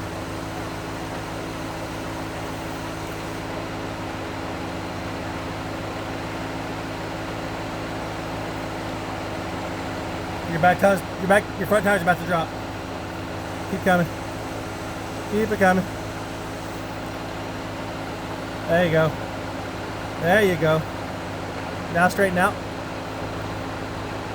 Your back tire's close to climbing. Keep coming.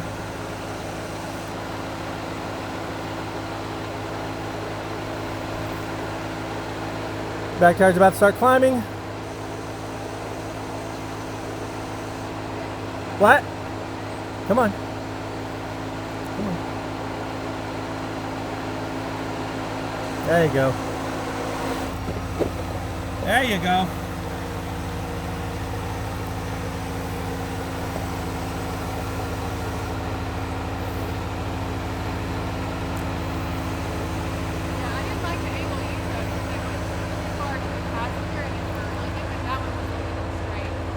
I didn't like the angle you took.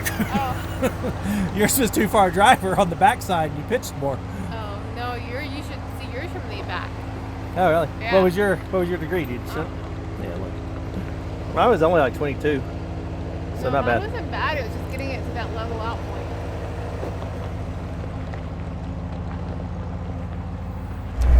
I forgot this whole little section here was intense. It was a lot of fun when we did it uphill 2 years ago.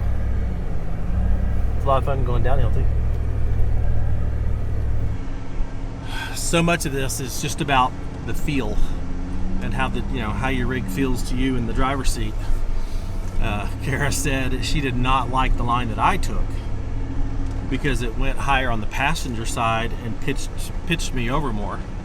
And I told her I didn't like the line she took because it was more driver and that back tire was dropping in that hole, pitching her over more. So we both lived. We both made it just fine. So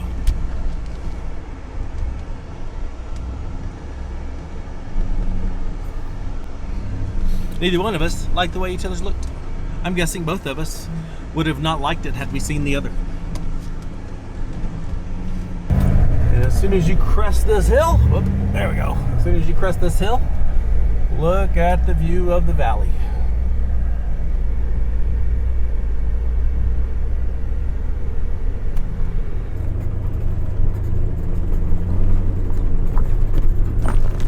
And this marks the end of Lockhart Basin and the connection to Chicken Corners. And that's why there's a thing here with a whole bunch of chickens. That's special. All right, we're gonna go out to Chicken Corners and then come back. If we don't find camping out here, we'll camp at Catacomb Rock. Chicken Corners are pretty fun with a good suspension and a Hemi.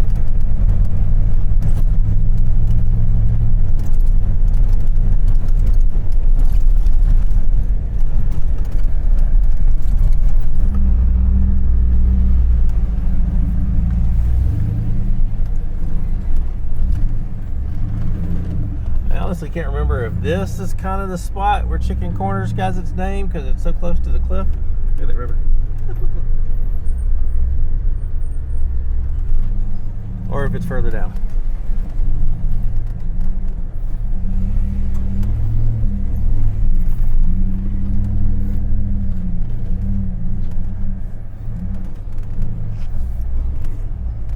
Well, we opted to turn around instead of going all the way out to Chicken Corners because we found this spot in this nook that already has nice shade from the sun, and it's a cool little spot. They got these big boulders. There's people setting up camp already out that way, and I was afraid if we didn't set up camp here, They might come snag it, yes.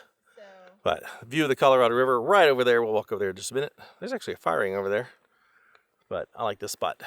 I cannot tell you how much better it feels in the shade than it does out there in the sun. And echo. It's very echoey here. Hello. Woo. That's kind of cool. My camp is set up. I think it's going to be a lovely evening here. Well, here's our view of the Colorado River. Unless there was access to get down there. This nice little horseshoe bend that we have here.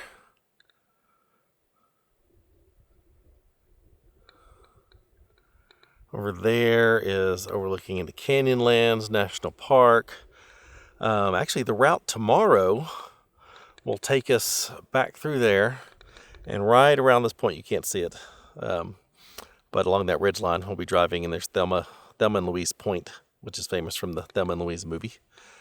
So we'll be driving right past that and around that ridge line over there, up Schaefer Switchbacks tomorrow into through Canyonlands and then out that way, continuing on north of Moab. Dinner's ready. Come and get some. Don't forget the Angelos. Never. Always wanted to camp at in the chicken corners. Glad I can make your dreams come true. Well, actually, Angela's is making that. If y'all saw our Save Expo videos, you know, Angel brought us his hot sauce. And I don't know that his website is up yet. So, Angel, if you're watching, people are going to be asking about your website. So, this is the best hot sauce ever. Hurry up. Get that website going. Got to prep the tortilla. It's the hot sauce. All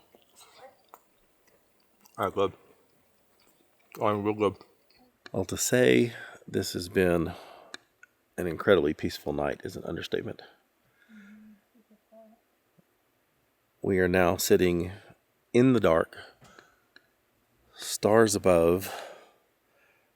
I've been sitting there editing the day one video of the Moab Adventure Trail. Kara's over there playing on her Switch, and we're just sitting out here enjoying the night. It's been so awesome.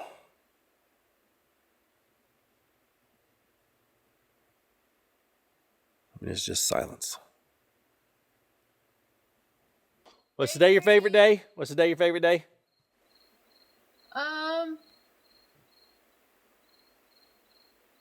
I think as a day, yes.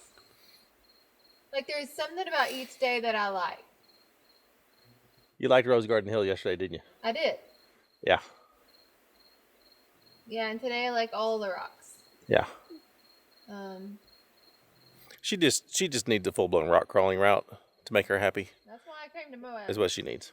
I need to just loop together a whole bunch of hardcore rock crawling trails. So what's wrong with that? Maybe we'll do that next time.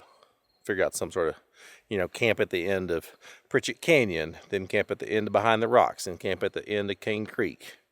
Maybe camp at the end of top of Cliffhanger. So we may come up with that next time.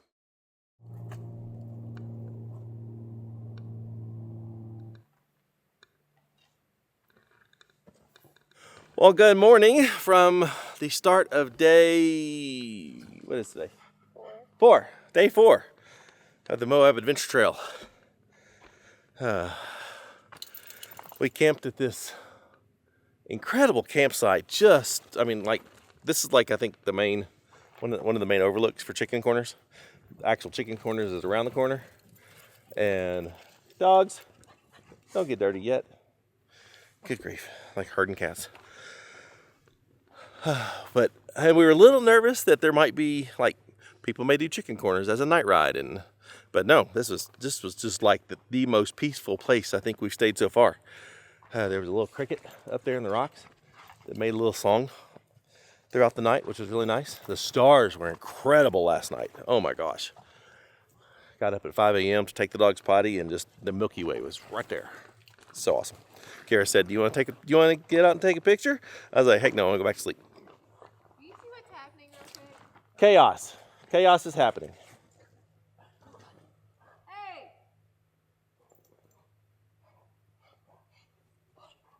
Isabella, put your attack mode down. Put your attack mode down. Let's calm down. Your attack mode's still up. Whatever. On day 4, we will go out Chicken Corners, Hurrah Pass. It does take you into town. I tried to avoid going into town as best as possible on this loop, but there's just no avoiding it because there's only one bridge in the area on the, I guess from Moab west, there's only one bridge that crosses the Colorado River, and it's in Moab. So we have to go into Moab, cross the Colorado River, and then we can go back. We'll go back Potash Road up to Schaefer Switchback, and then into the BLM land north of Canyonlands. So that's the plan for today. The timing should work out. We will treat ourselves and have lunch in Moab, and then go find camp north of Canyonlands.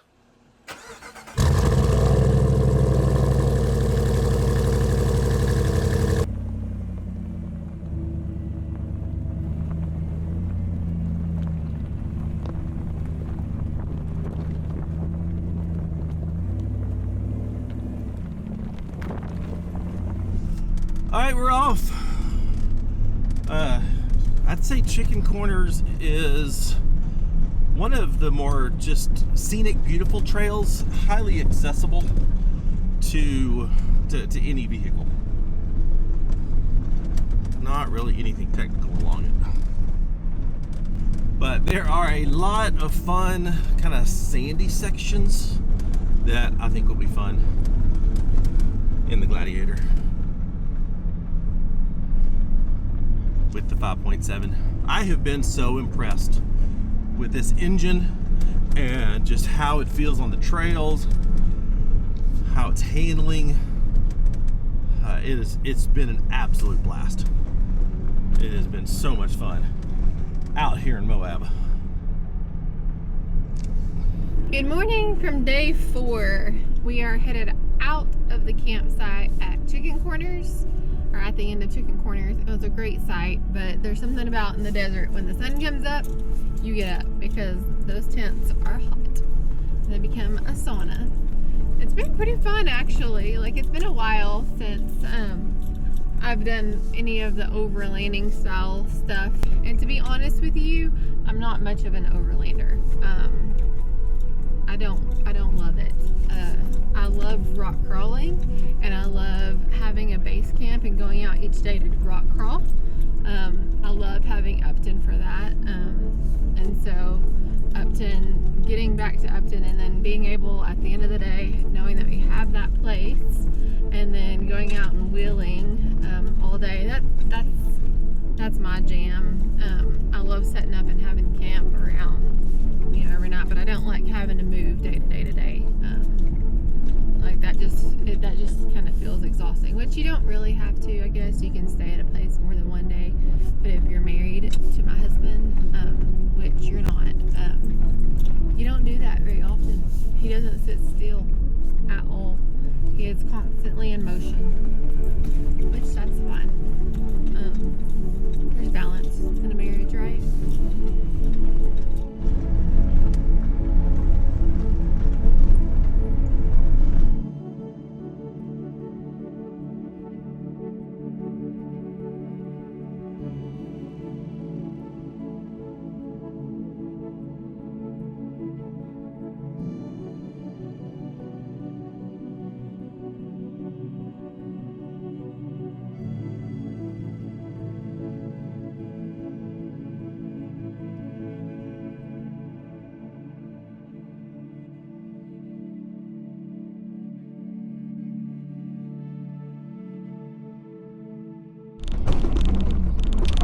I think we need to stop and see if the chickens work.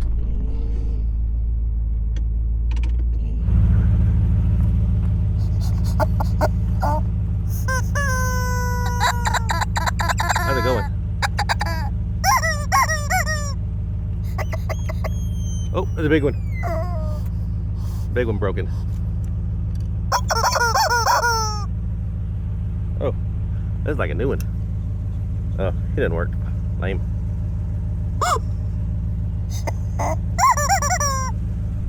Well, if you're coming out to Chicken Corners, you can bring a chicken with you and add it to the chicken tree. I have never brought a chicken. I always forget. Honestly, I don't even know where to buy a chicken. Do they have them at Walmart? I don't know. I mean, some of those had clothes on them.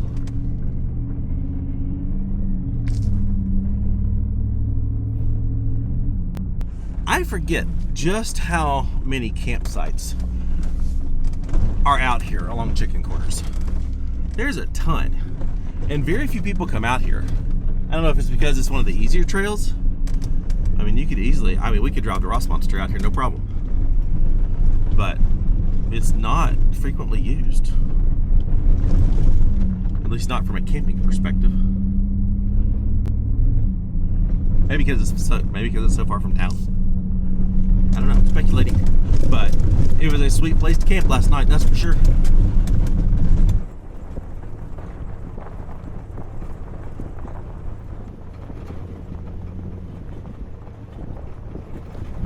There's another beautiful little campsite right on the edge.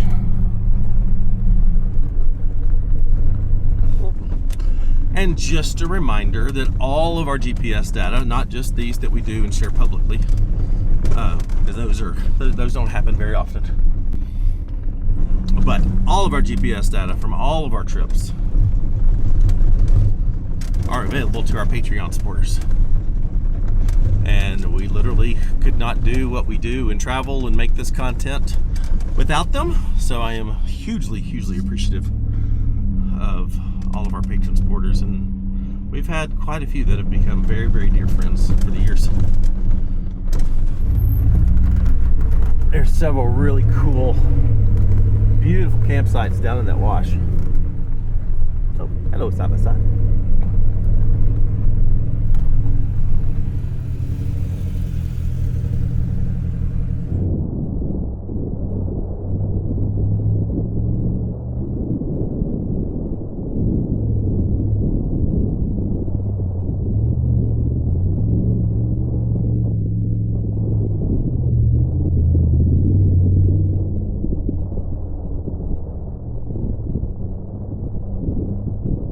I'm not gonna lie, I've been waiting for that section all morning.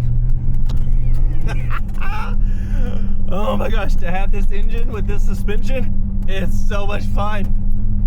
Oh, it's so much fun. I highly recommend you get one. Highly recommend you get one. This sand hill is so much fun to come up. It's really not that exciting going down, but it's a lot of fun up.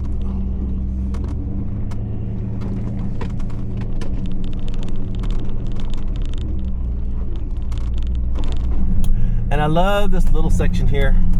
Oh, it's definitely getting busier today. I mean, it's 10 o'clock, so the people are out. But I love this little section here through these rocks.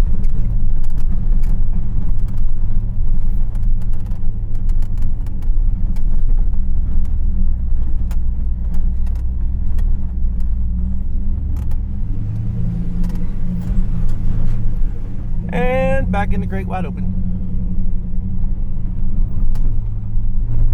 All right, in the distance, right there is Hurrah Pass, and that is where we're going next. We're beginning the climb now to go up and over Hurrah Pass and then to Moab.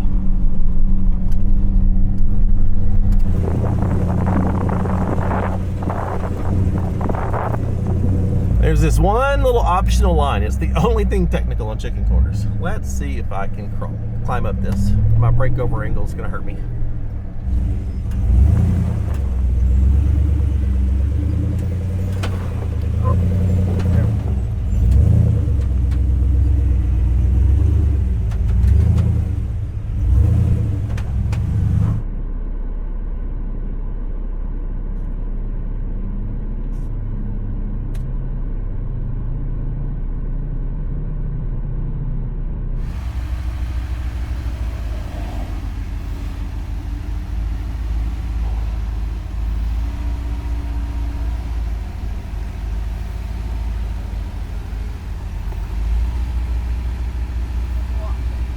You're good.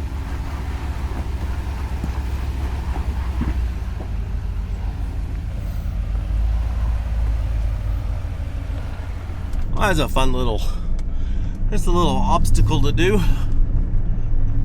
I really wasn't sure if my belly was going to clear that. It's a pretty steep breakover. But it did.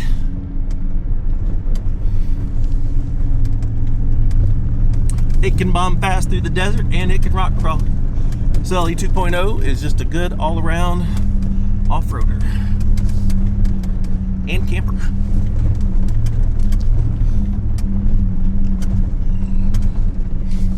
I don't know if you've heard me say this recently. I freaking love this Jeep. So much. And that's why I could not bear to get rid of it when I was having the engine issues. Made the right call, getting the 5.7 in it, and it has transformed this Jeep into something that I never believed it could be. So awesome.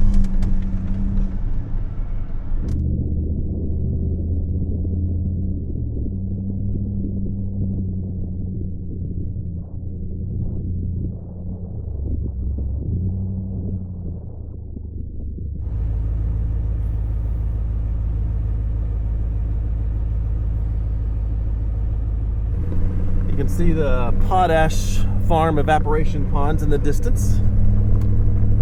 We'll be driving right by those later today.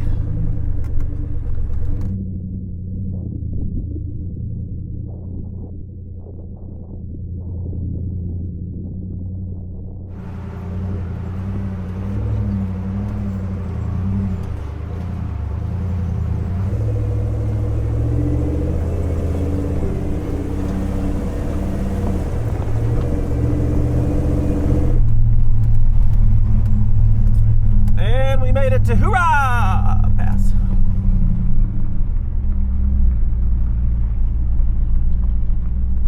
Hurrah! Well, here's the view from Hurrah Pass. Quite stunning. You can see the Potash Farms evaporation ponds in the distance. We'll be driving right by those later. They turn different shades of blue depending on how the light's hitting them and the different evaporation levels. I'll be sure and get that from the drone for you so you can see what those look like. They're pretty cool. But yeah, this is Hurrah Pass. All right, now done in Moab. This drive through here is really pretty.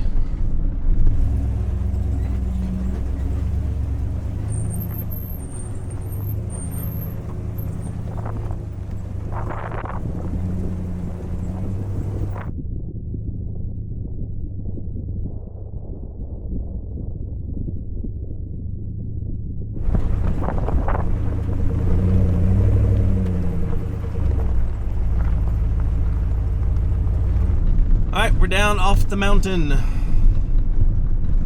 Looks like some guys are having some bike issues.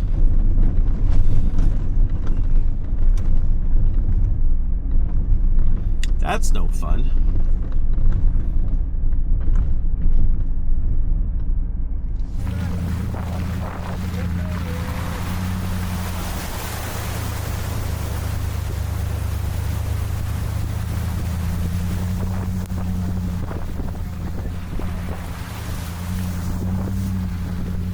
Well, this is one of the most beautiful canyon drives in the area.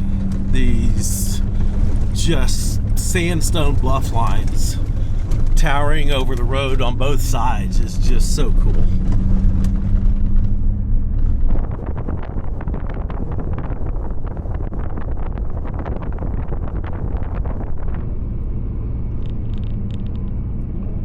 Well, fuel has gone up about 30 cents in the last few days since we've been gone. That's fun.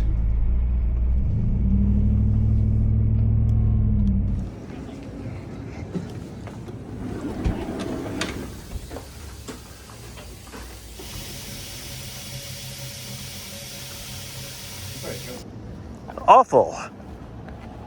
Up next, lunch at the famous Moab Diner. This place is always a win.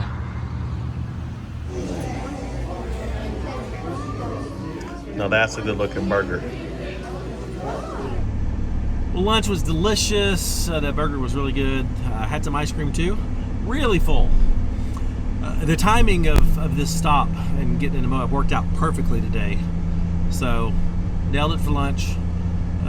Topped off with fuel, topped off with water, topped off with, got a little extra supplies at the grocery store for tonight. And it's now 1 o'clock and we're off.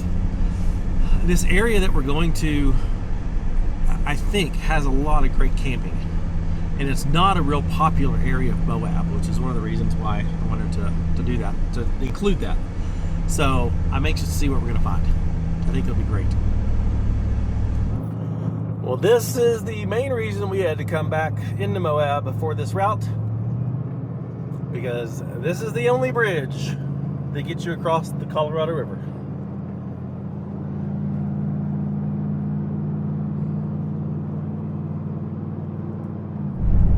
Well, we came from that side of the river going into Moab, and so now we're going on this side of the river to get to where we want to go. If you just keep driving down this road, you end up on Potash Road, and that takes you to the Schaefer Switchbacks. All right, back on dirt.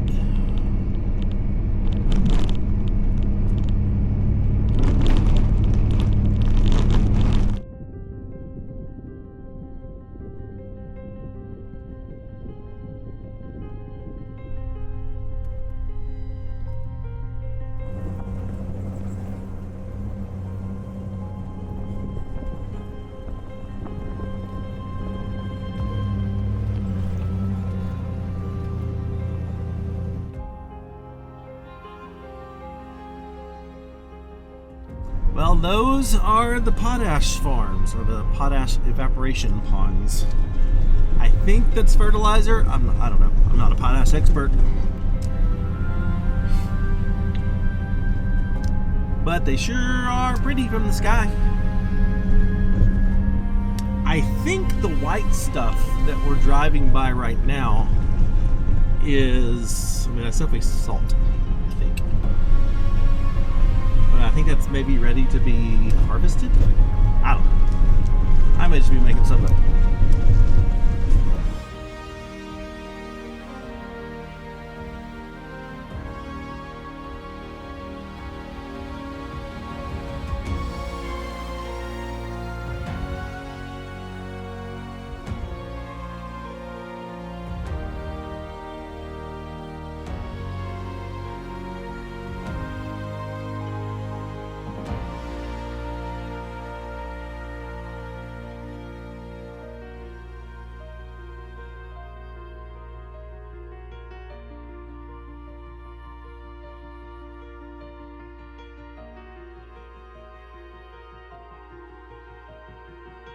Well, two things.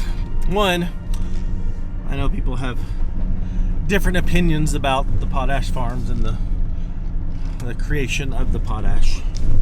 But you can't deny that they are beautiful, especially from above. I mean, it just looks like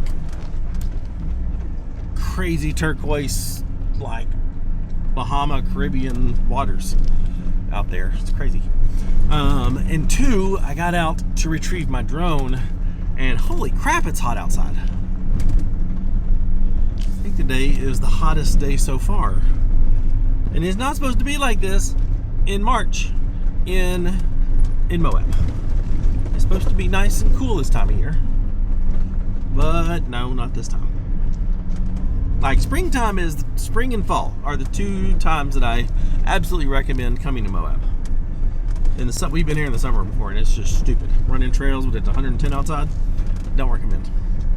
And in the winter, it can get quite cold and snowy in places. So spring and fall are the best times for Moab for sure.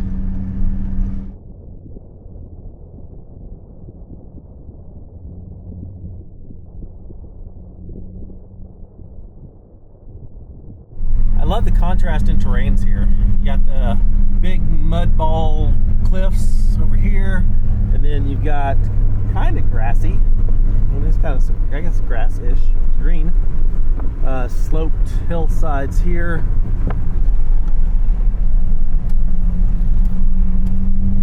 I keep saying, Utah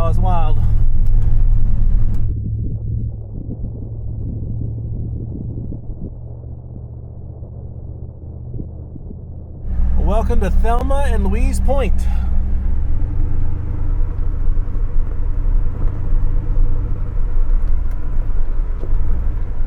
Well, this is the filming location for the final scene in the movie Thelma and Louise. I don't think this is, I've never seen the movie, so I don't think that this is in the movie where it was, but this is where they filmed it. And I'm jumping. Whee!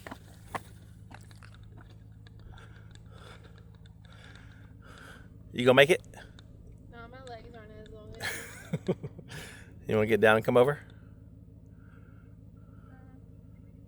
I'll help you. yeah. Okay.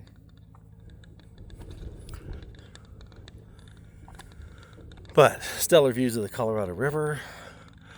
Let's see, that little mound of rocks right there, just sticking up kind of in the foreground. That's where we camped on the other side of those last night.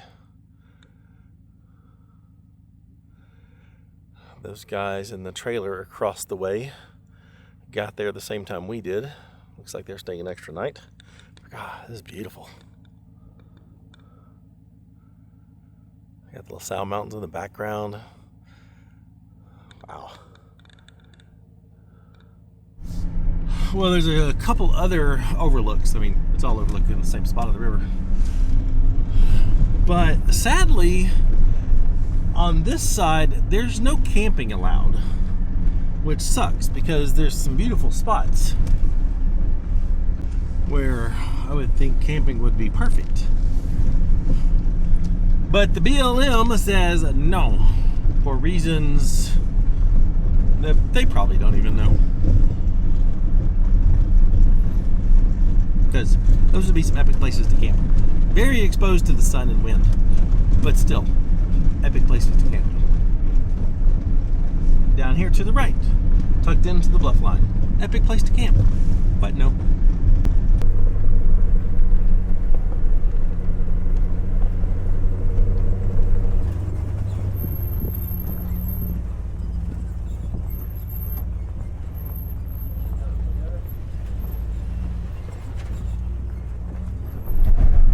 This section's super beautiful.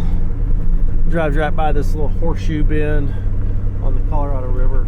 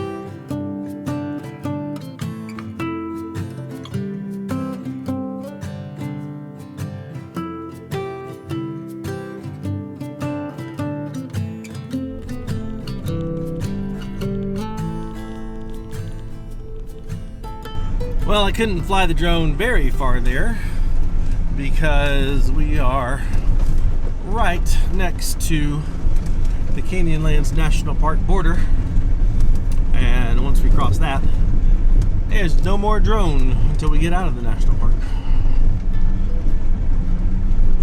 And the Canyonlands boundary is right there.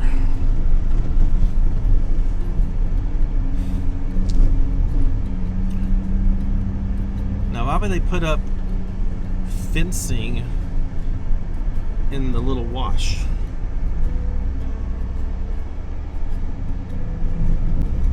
Are they keeping national park animals and BLM land animals separate since there's a cattle gate there? Huh. It's interesting.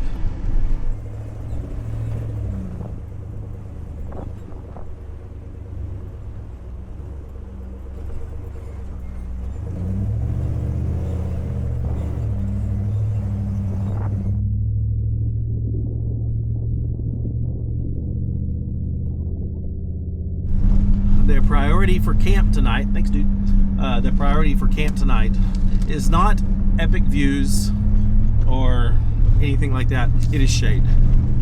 It is shade once we find camp. Or driving long enough to over in the dark. Well, that's another option.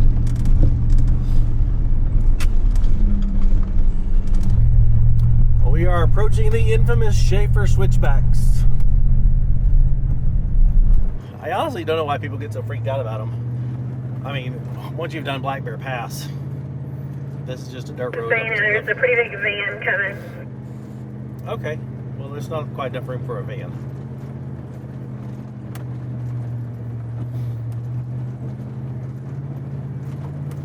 But once you've done Black Bear Pass, these are just a dirt road up the side of a mountain. But if you haven't done Black Bear Pass, I totally get why these would be intimidating. Although it is quite a wide road. Oh look, plenty of room for the van.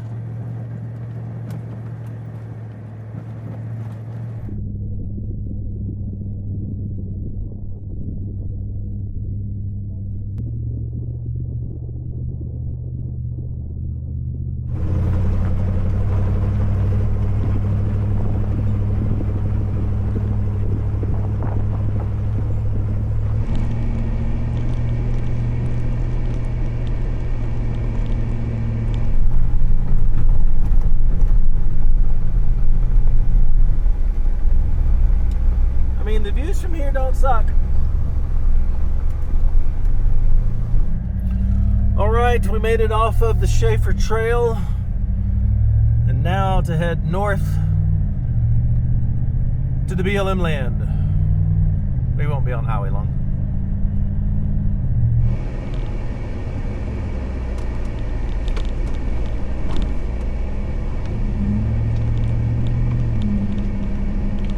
We're above 6,000 feet now, so the temperature's gone down a little bit.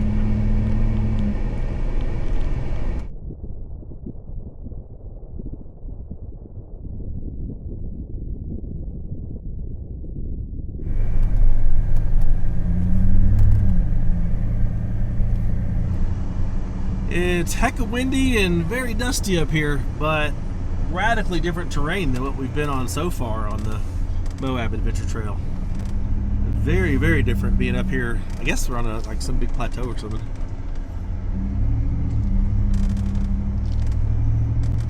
It honestly reminds me of the Colorado Flat Tops, but the desert version, not the mountain version. Already seen quite a few campsites that we've marked up here. Zero protection from the elements though. Sun exposure, wind, just kind of out in the open.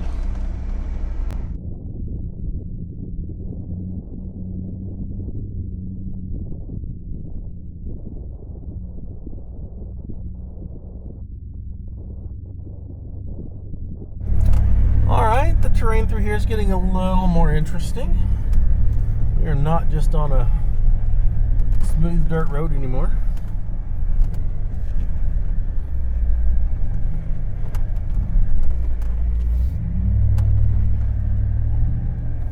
I'd love to find camp like on the other side of a big rock like that over there. That would be awesome. I don't know if we can.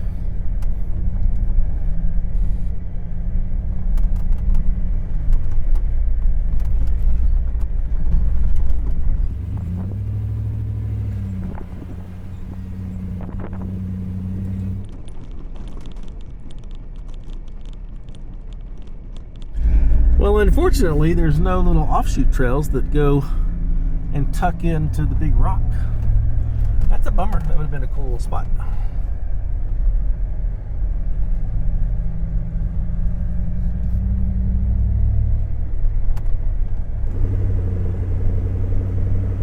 I can't get over how much this reminds me of the flat tops in Colorado. Just lower elevation and desert. It's a beautiful drive up here. I mean, if you want to get away from the crowds in Moab and just go chill and cruise for a day, this is the place to be. It's just super nice and beautiful and smooth. I mean, for the most part, smooth. Just a beautiful drive. Definitely a change of pace from the last 3 days, that's for sure. There's this clearing here that's on Gaia Overland layer, is listed as multiple campsites. That's kind of funny. There's quite a few campsites over there too.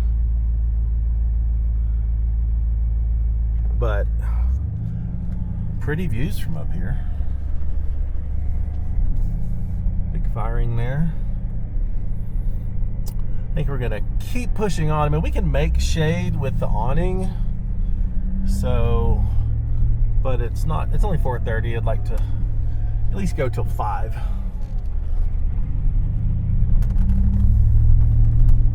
That long straight road in the distance is what we're traveling on, just to get to a different area where there should be more camps. But it sure is pretty through here. This little section's a little slower going. A little rockier. Small ledge here and there. Definitely nothing technical.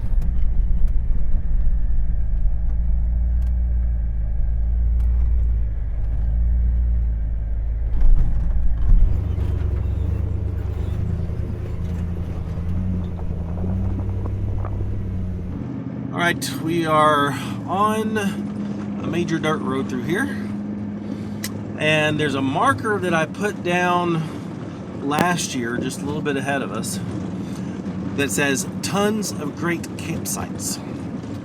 So let's go see if one of those great campsites is available. We drove around that area and checked out a couple spots, and I'm questioning now why I labeled that tons of great campsites. There were 3 adequate campsites. I don't know what I was thinking.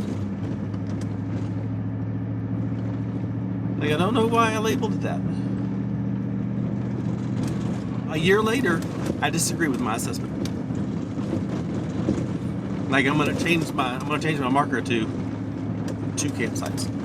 That's it. In case y'all are wondering what Matt considers a cool campsite.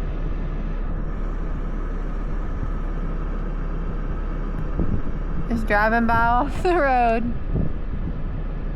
Yep. That's cool. I don't know what I was thinking. That campsite was not cool. It was barely a campsite. It definitely wasn't cool. I don't know what my standards were last year when we were doing this, but apparently pretty low.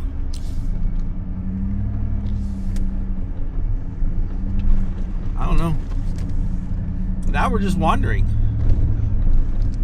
There looks like there's one up here around the bend, but I don't know how busy that'll be if it's smart, you know? Yeah, that's kind of where I was going, was continuing on around the bend. We could just stop and turn around and go back. I mean, let's just keep going. The more closer we get to Upton.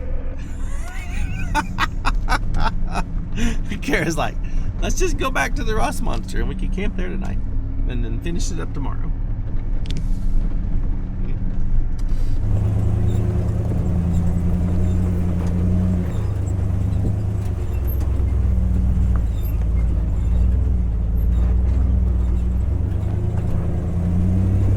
Well, I think we found an awesome spot.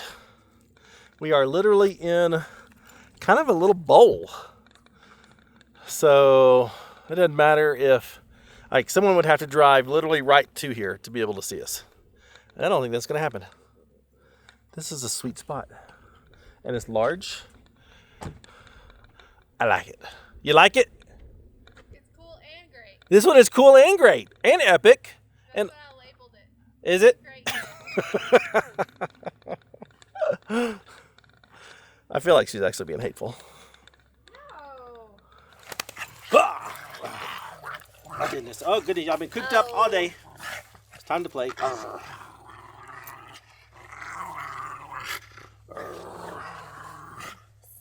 Milo. Come. Good boy. You're a good boy. Yeah, you're a lover, not a fighter. She's a fighter, not a lover. Yeah.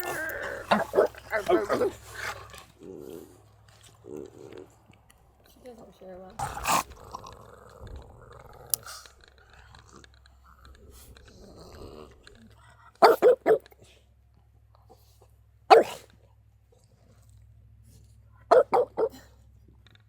The sunrise is gorgeous tonight. Well, it's been a wonderful night. Stars are out and absolutely gorgeous here at camp. That is the end of day 4.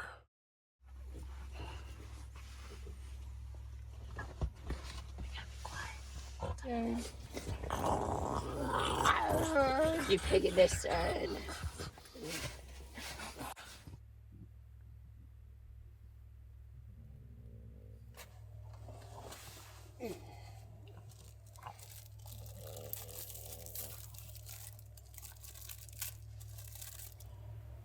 Y'all can't have a Pop-Tart.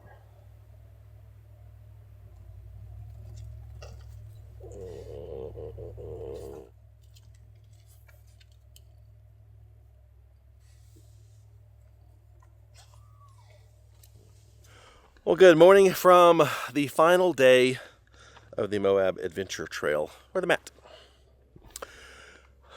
We had a wonderful time last night in this camp spot. And the last 2 nights, the temps have been absolutely perfect.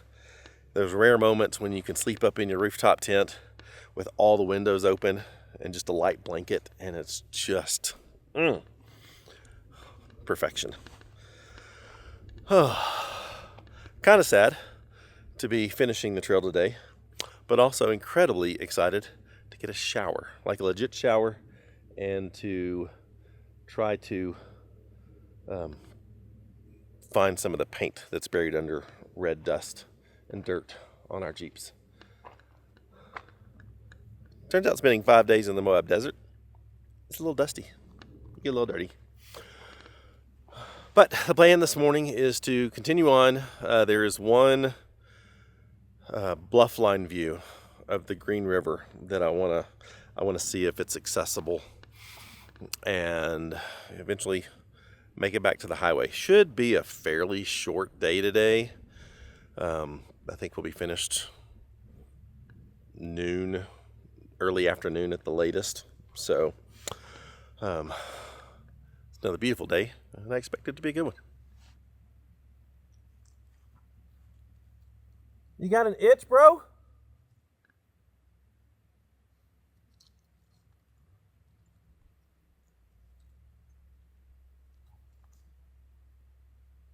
I think your dog's having a seizure.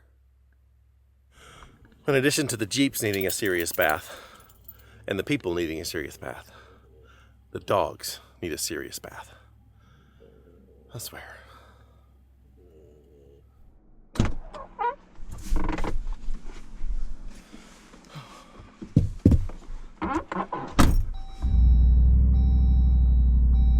Let's go. Let's get this day started. Launching Gaia GPS, hitting record, which I haven't really been great at doing. We did find this campsite because Gaia actually had it marked on the Overland layer, which is just really, really handy. Hey, baby girl. Let's see. Look at that. We are off.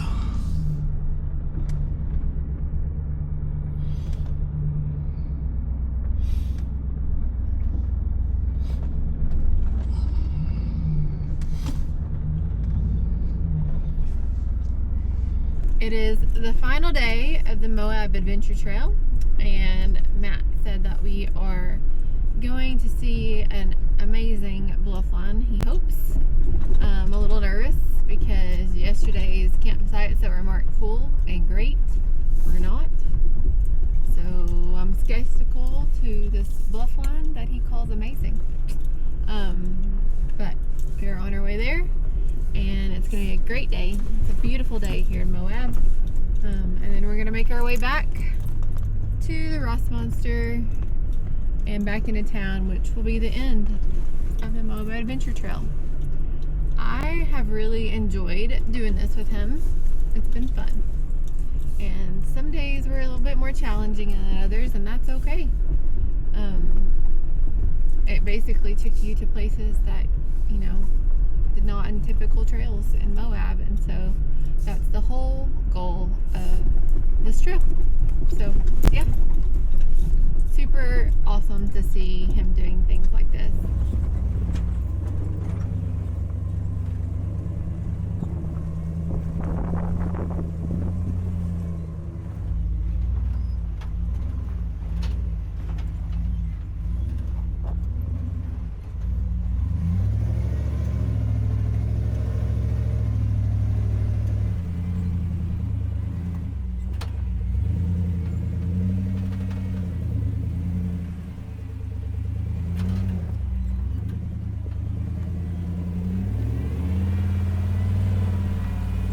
This is such a beautiful little trail. Just making its way. What is this? It's not a forest, it's not a mountain. What is this? Through the terrain. I really love it. I mean, there's nothing, that wasn't particularly technical. You may notice I don't do trail ratings for anything. Like, I'm not going to rate something a 3 out of 10 or 4 out of 5 or anything like that, because all of that is so subjective. And my experience and my build is going to make something radically different on that scale than someone new and in a stock vehicle. So I rate things based on purely the vehicle. Driver skill is going to vary. So if I say, yeah, this is doable in a stock vehicle, that doesn't mean it's going to be a cakewalk in a stock vehicle. It could be very challenging in a stock vehicle, but it's doable. That's also why I have selected the directions that we went, because going like Rose Garden Hill on day 2, Rose Garden Hill is a radically different experience trying to drive up it than coming down it. Coming down it, you can do that in a stock 4x4, especially with low range. You know, a stock Jeep, a stock 4Runner, 4 low, first gear. You're gonna slide on your belly pans. You know, you're gonna hit your skid plates and stuff, but you're gonna make it, and you're not gonna break your rig. So that's how I do my stuff. So the Moab Adventure Trail, stock friendly. Easy in a stock rig in places? No. You're gonna have to pick some of the places you got to pick your lines more carefully. Yes. But you can do this in a stock rig. I swear Moab has some of the most random rock formations, like that white mound of rock, sandstone, just sitting out there in the middle of some dirt and brush.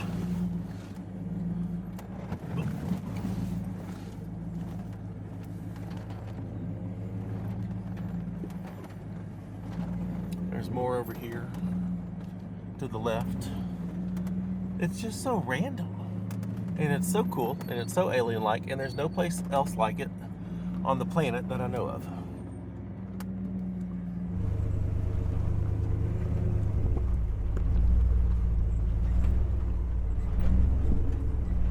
We are off the bumpy stuff. I've encountered some mountain bikers.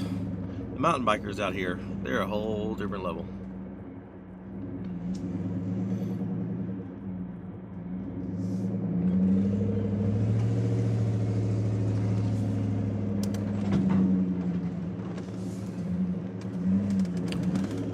But there's a series of campsites up here that I want to check out. Just get eyes on them to see what they're like. There's several in a row. I want to take a look. Well, the campsites I want to check out are around this big random dome rock.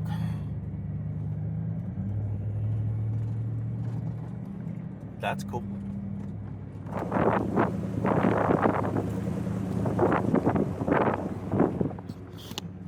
Well, if these actually exist, they're up here on this little ridge line, circling this big dome rock. Oh, that's a cool one. Man, look at the views.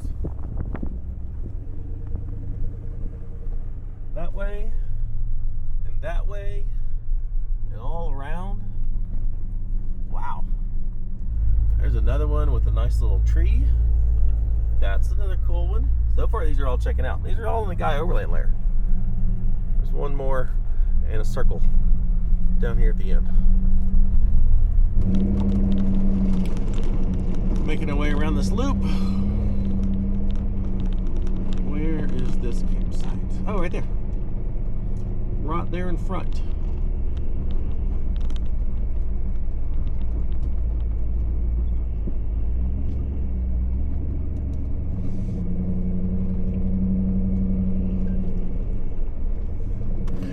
So in the video description is a link to the full GPX file of the Moab Adventure Trail. All 5 days, the days will be color coded in the order that we did them in. Doesn't mean you have to camp where we camped, and because you may get started earlier than we did on the first day. You may decide to go farther than we did, make a shorter day, maybe turn it into 6 days and play on some offshoots and explore Lockhart Basin more. Really just kind of a starter with all the campsites marked, points of interest, overlooks, that sort of thing, to help you experience the Moab backcountry that a lot of people skip. And it is quite wonderful back here. Very secluded. Everybody's on the popular trails. Nobody's out here. So if you want to come to Moab and get away from the crowds, this is where you do it.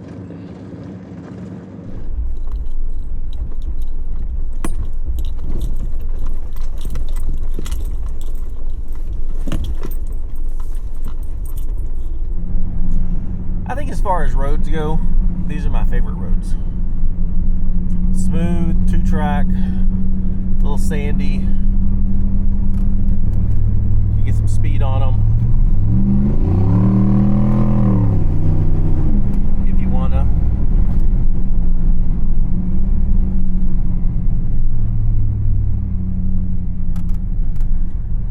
A little whoopy here and there.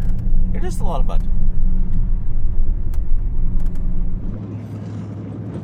Well, this is basically a highway.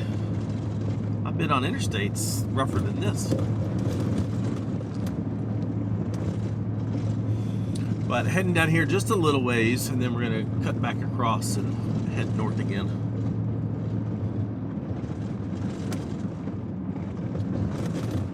Makes me wonder where this goes out here, because by the map it dead ends at nothing special.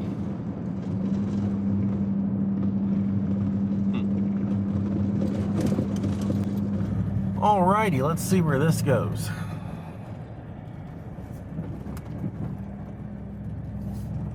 Man, the views from here are amazing. The clouds in the sky kind of look like a Windows wallpaper.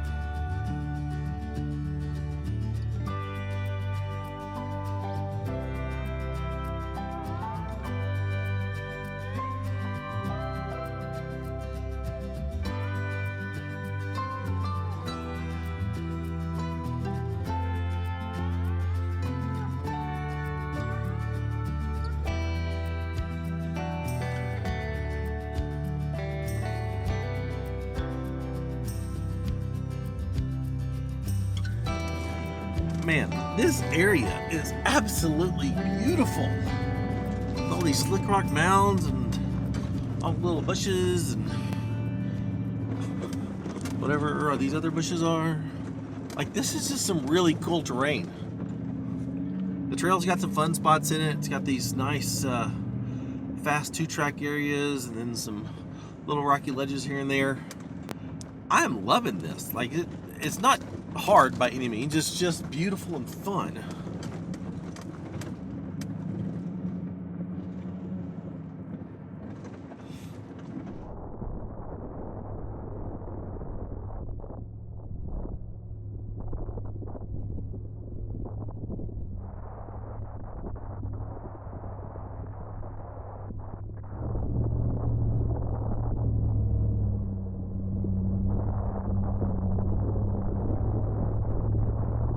All right, apparently now the trail goes up and over the slick rock.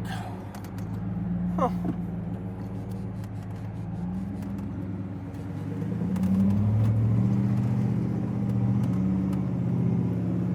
See if I can find where this goes. There it is.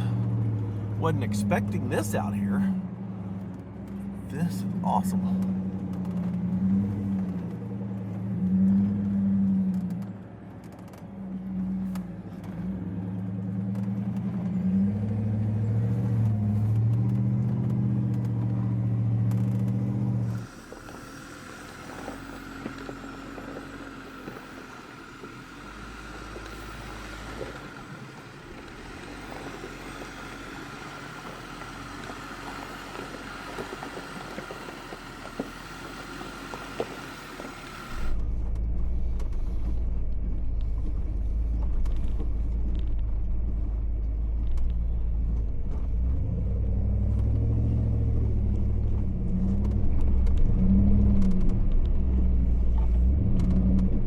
This trail has no name.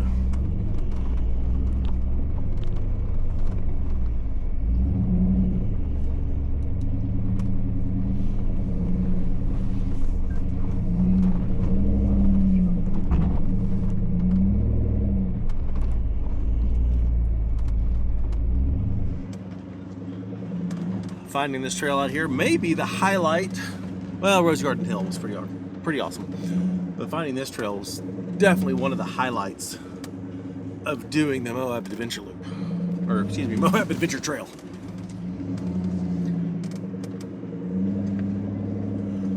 I just love finding these little gems that no one does these. No one comes out here.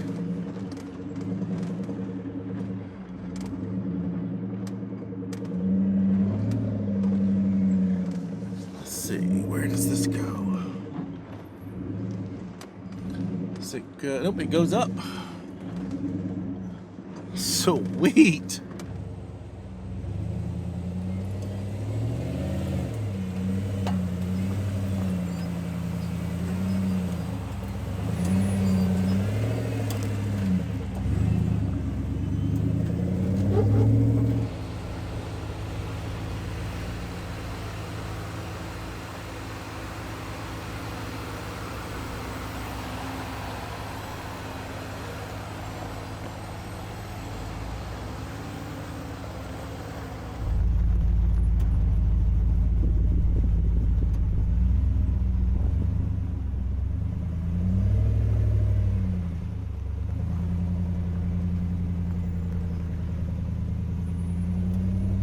Holy cow, look at that view.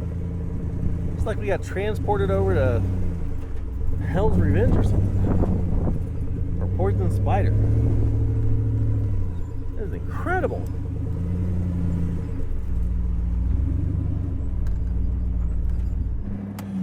Now we're kind of up here on top of this ridge. Beautiful views all around.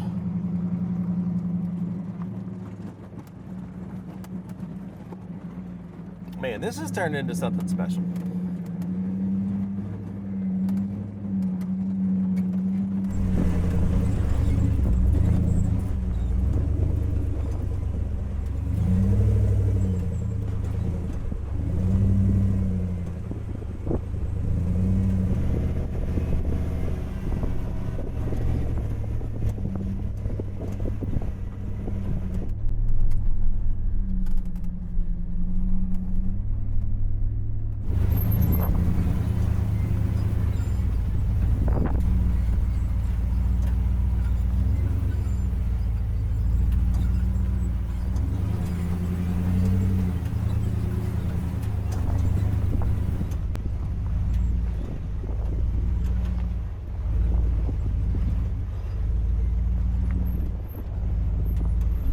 I am very thankful for all these little white marks on the rocks, because otherwise I wouldn't know where to go. And I'm not real sure where to go here. Oh, here we go.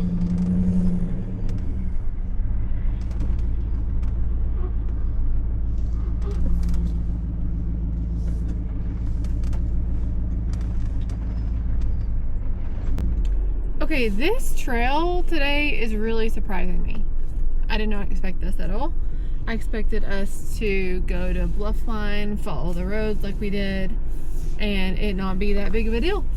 I am very thankful for all the little white paint marks on the slick rock, because I would have gotten lost there. But like he just said, this is like obstacles and rock crawling on slick rock that's not been wheeled on very often, so it's really kind of special in that way, and it's so much different than the standard trails in Moab. Is the only way that I know to think of that, because we got here from a campsite and it's not something I've ever seen anyone doing, but it's challenging and it's beautiful and it's rock crawling and it's mild sandy areas. It's kind of like fins and things, but also not as utilized as fins and things, and you're not having to wait behind all these people. So yeah, today's day has been really well, really good. Who would have thought? Well, we're only about halfway through, but I'm gonna call it and say I think day 5 is my favorite day. It doesn't have the most technical obstacles. It's got some of the best scenery. Oh my gosh, I mean, Lockhart Basin's hard to beat. But only because this was just some random trail I picked to go from one area to another, and because the terrain on the topography looked interesting. And so I was like, let's go there. This trail doesn't have a name. And I have absolutely loved it. So for me, I think that's why it's my favorite, just because it was kind of an exploratory thing, and oh my gosh, look what we found. But this has been incredible. Absolutely incredible. All right, which way do we go here? Looks like straight.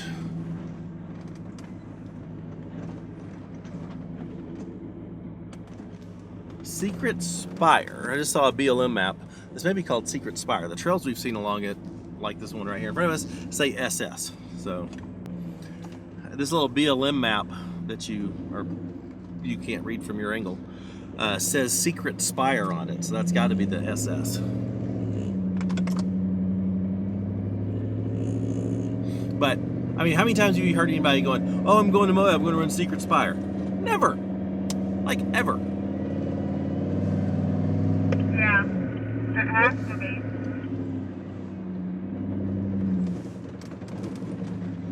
Like I said, I mean, the whole reason I did this route is because there is so much more to Moab than all the famous trails, all the Jeep Badge of Honor trails.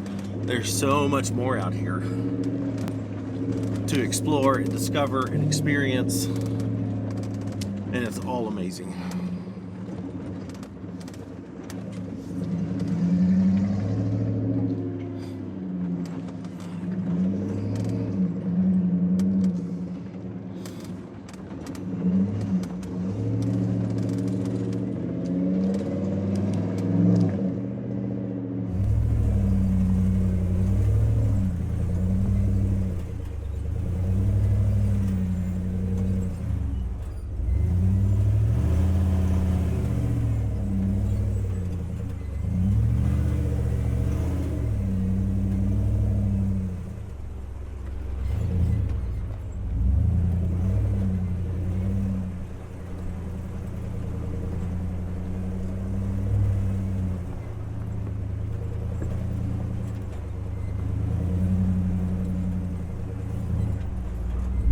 It says Secret Spire straight ahead, but then it says SS to the left. I'm so confused right now. Very confused. All right, we're gonna cruise out this dirt road for a little while. I want to get to an overlook that I found on the map, overlooking the Green River, and then we'll turn around and head to the highway. It was hard for me to decide where to go because this northwest side of Moab is just trail after trail after trail. I mean, there's so much out here. Campsites galore.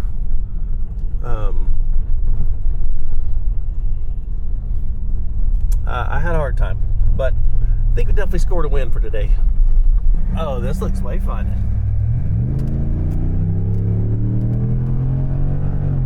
Oh yeah. Oh heck yeah. Oh, I don't know what's over this hill. Oh my gosh, this is fun.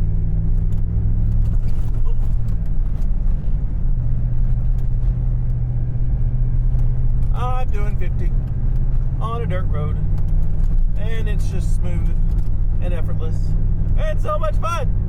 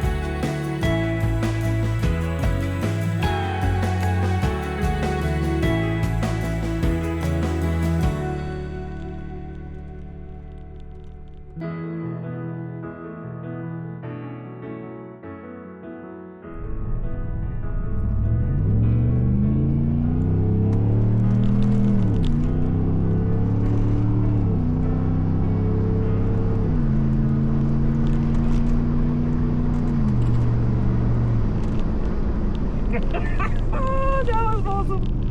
That was awesome.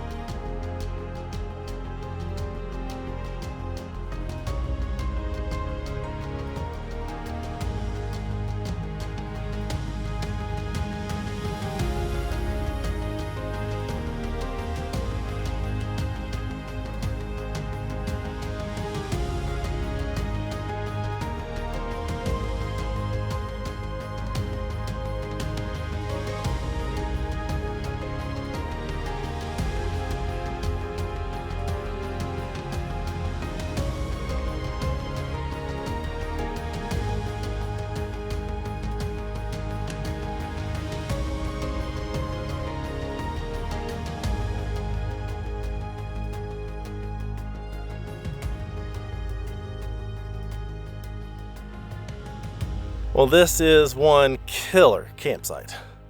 There's 2 fire rings up here.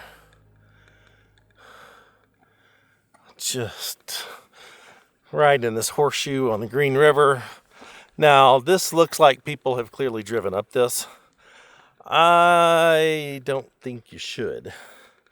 It doesn't look like something that where vehicles were naturally going. So I'm walking it.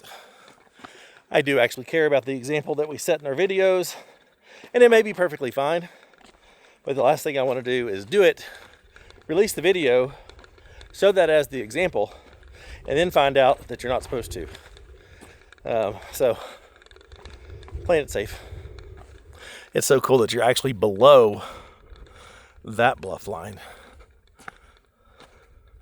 Oh, look, there's an outcropping. That's perfect.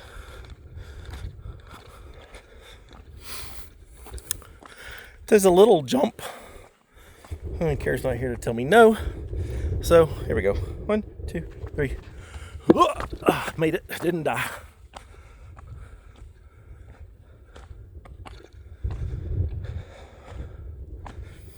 Wow. The Green River. Look at this bluff line. That is just straight down.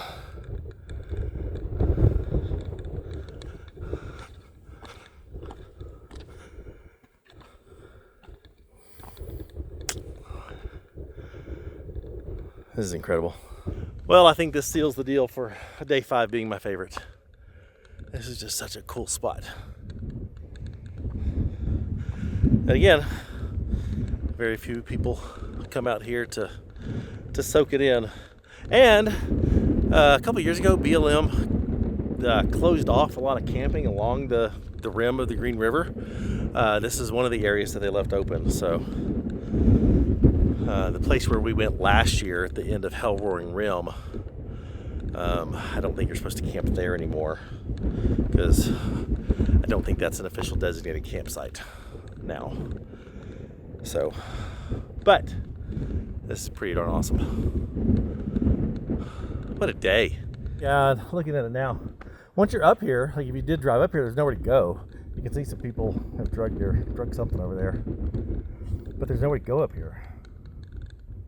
So, don't drive up here. Play it safe. Well, this is weird. All the rocks up here are this smooth, polished rock like you'd find in a riverbed. Like all of them. Look at this. Looks like river rock. I mean, there's no way it floods up here, and the runoff wouldn't do that. That's crazy. Well, that was worth the detour to come out here and see this spot, find these campsites and mark them. Pretty awesome. Now back out the way we came, and then connect to trail or road and head to the highway.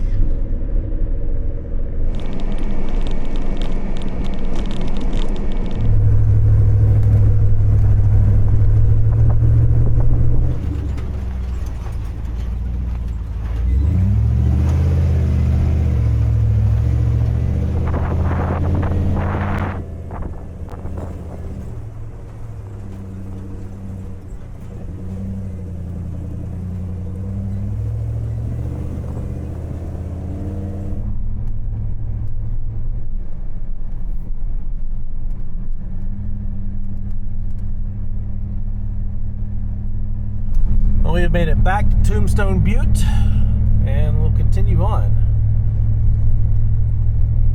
So depending on your day, if you don't want to take that alternate run out to the overlook in the bluff line and camp out there possibly, whatever, instead of taking a left at Tombstone Butte, you can take a right.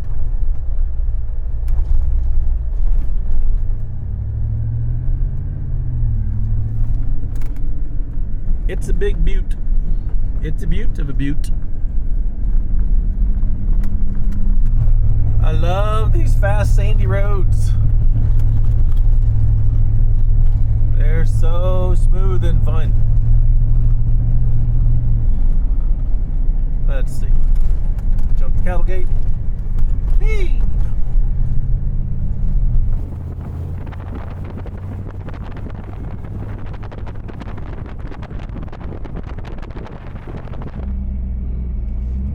Actually, it looks like there's a little overlook over here that we can air up.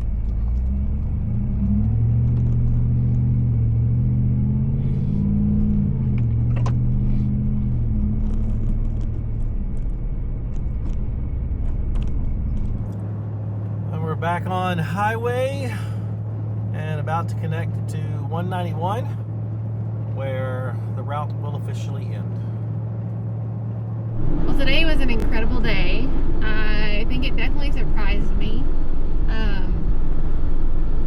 Every day of the Moab Adventure Trail has something on it that I loved, so it's hard to pick just one day. But today was just special because it was just different. It was a place that we've not been to before, a trail that we've not been on, and so it was neat seeing different places and seeing different campsites that we could track, and some obstacles, not like typical rock crawling obstacles like the Rose Garden or on the Gatekeeper on Lockhart Basin, but still some things that made you stop and not just be regular, driving. So yeah, today was a really good day. It kind of surprised me. Headed to air up, and then we will be hitting the road. So yeah, that was awesome. Well, we started this route 5 days ago, just north of here, to the east of 191, and now we reconnected north of town on the west side of 191. What was your favorite day? Gosh, today probably was my favorite Was it? day. Yeah. But there's pieces of every day. I said it in the video. Oh, you did? Oh, okay. You already covered this. I covered it. Oh, okay, cool. Look at that, saving me some work. Yeah. Yeah, I think today was my favorite, although I agree with you. I love Rose Garden Hill. I love finding that arch, Lockhart the Basin. Cara Arch. Love finding the Cara Arch. Lockhart Basin's always a favorite.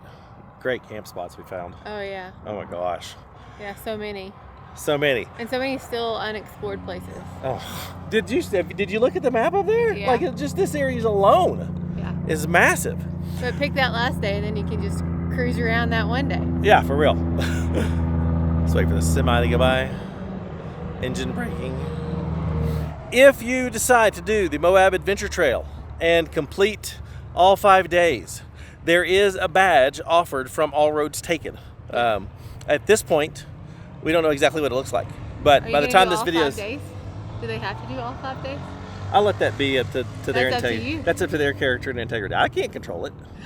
I mean, that's up to their integrity. So how many people have a badge for Pritchett Canyon and never did it? True. Ben, True. calling you out, Ben. But we had a blast. I am in desperate need of a shower. I think my hands and feet are stained red. Hopefully your Jeep isn't stained reddish brown. I'm more worried about my Jeep getting washed than me. I'm sure. I mean, this is only day 5. I did the Rebel for 10 days. That's true. You're only halfway through what you've done. yeah. So anyway, thank y'all so much for coming along with us on this grand adventure. Yeah. Just want to encourage you to come to Moab, absolutely, but go explore. If you've been to Moab before, go out and explore. There's so much more to see and do here. Yeah. Same goes for pretty much everywhere. True. Yeah. True. But thanks for watching. If you would like, subscribe, give us the YouTube love. Check out all the links in the description for Patreon, support, Moab. What am I looking for? Patreon support, and then also if you want to have some merch, you can find out some stuff from Shop Overland Apparel. If you want to check out the Hemi swap, all the details are below. Yeah, all that. I'm tired. See you next time. Bye. Bye, guys.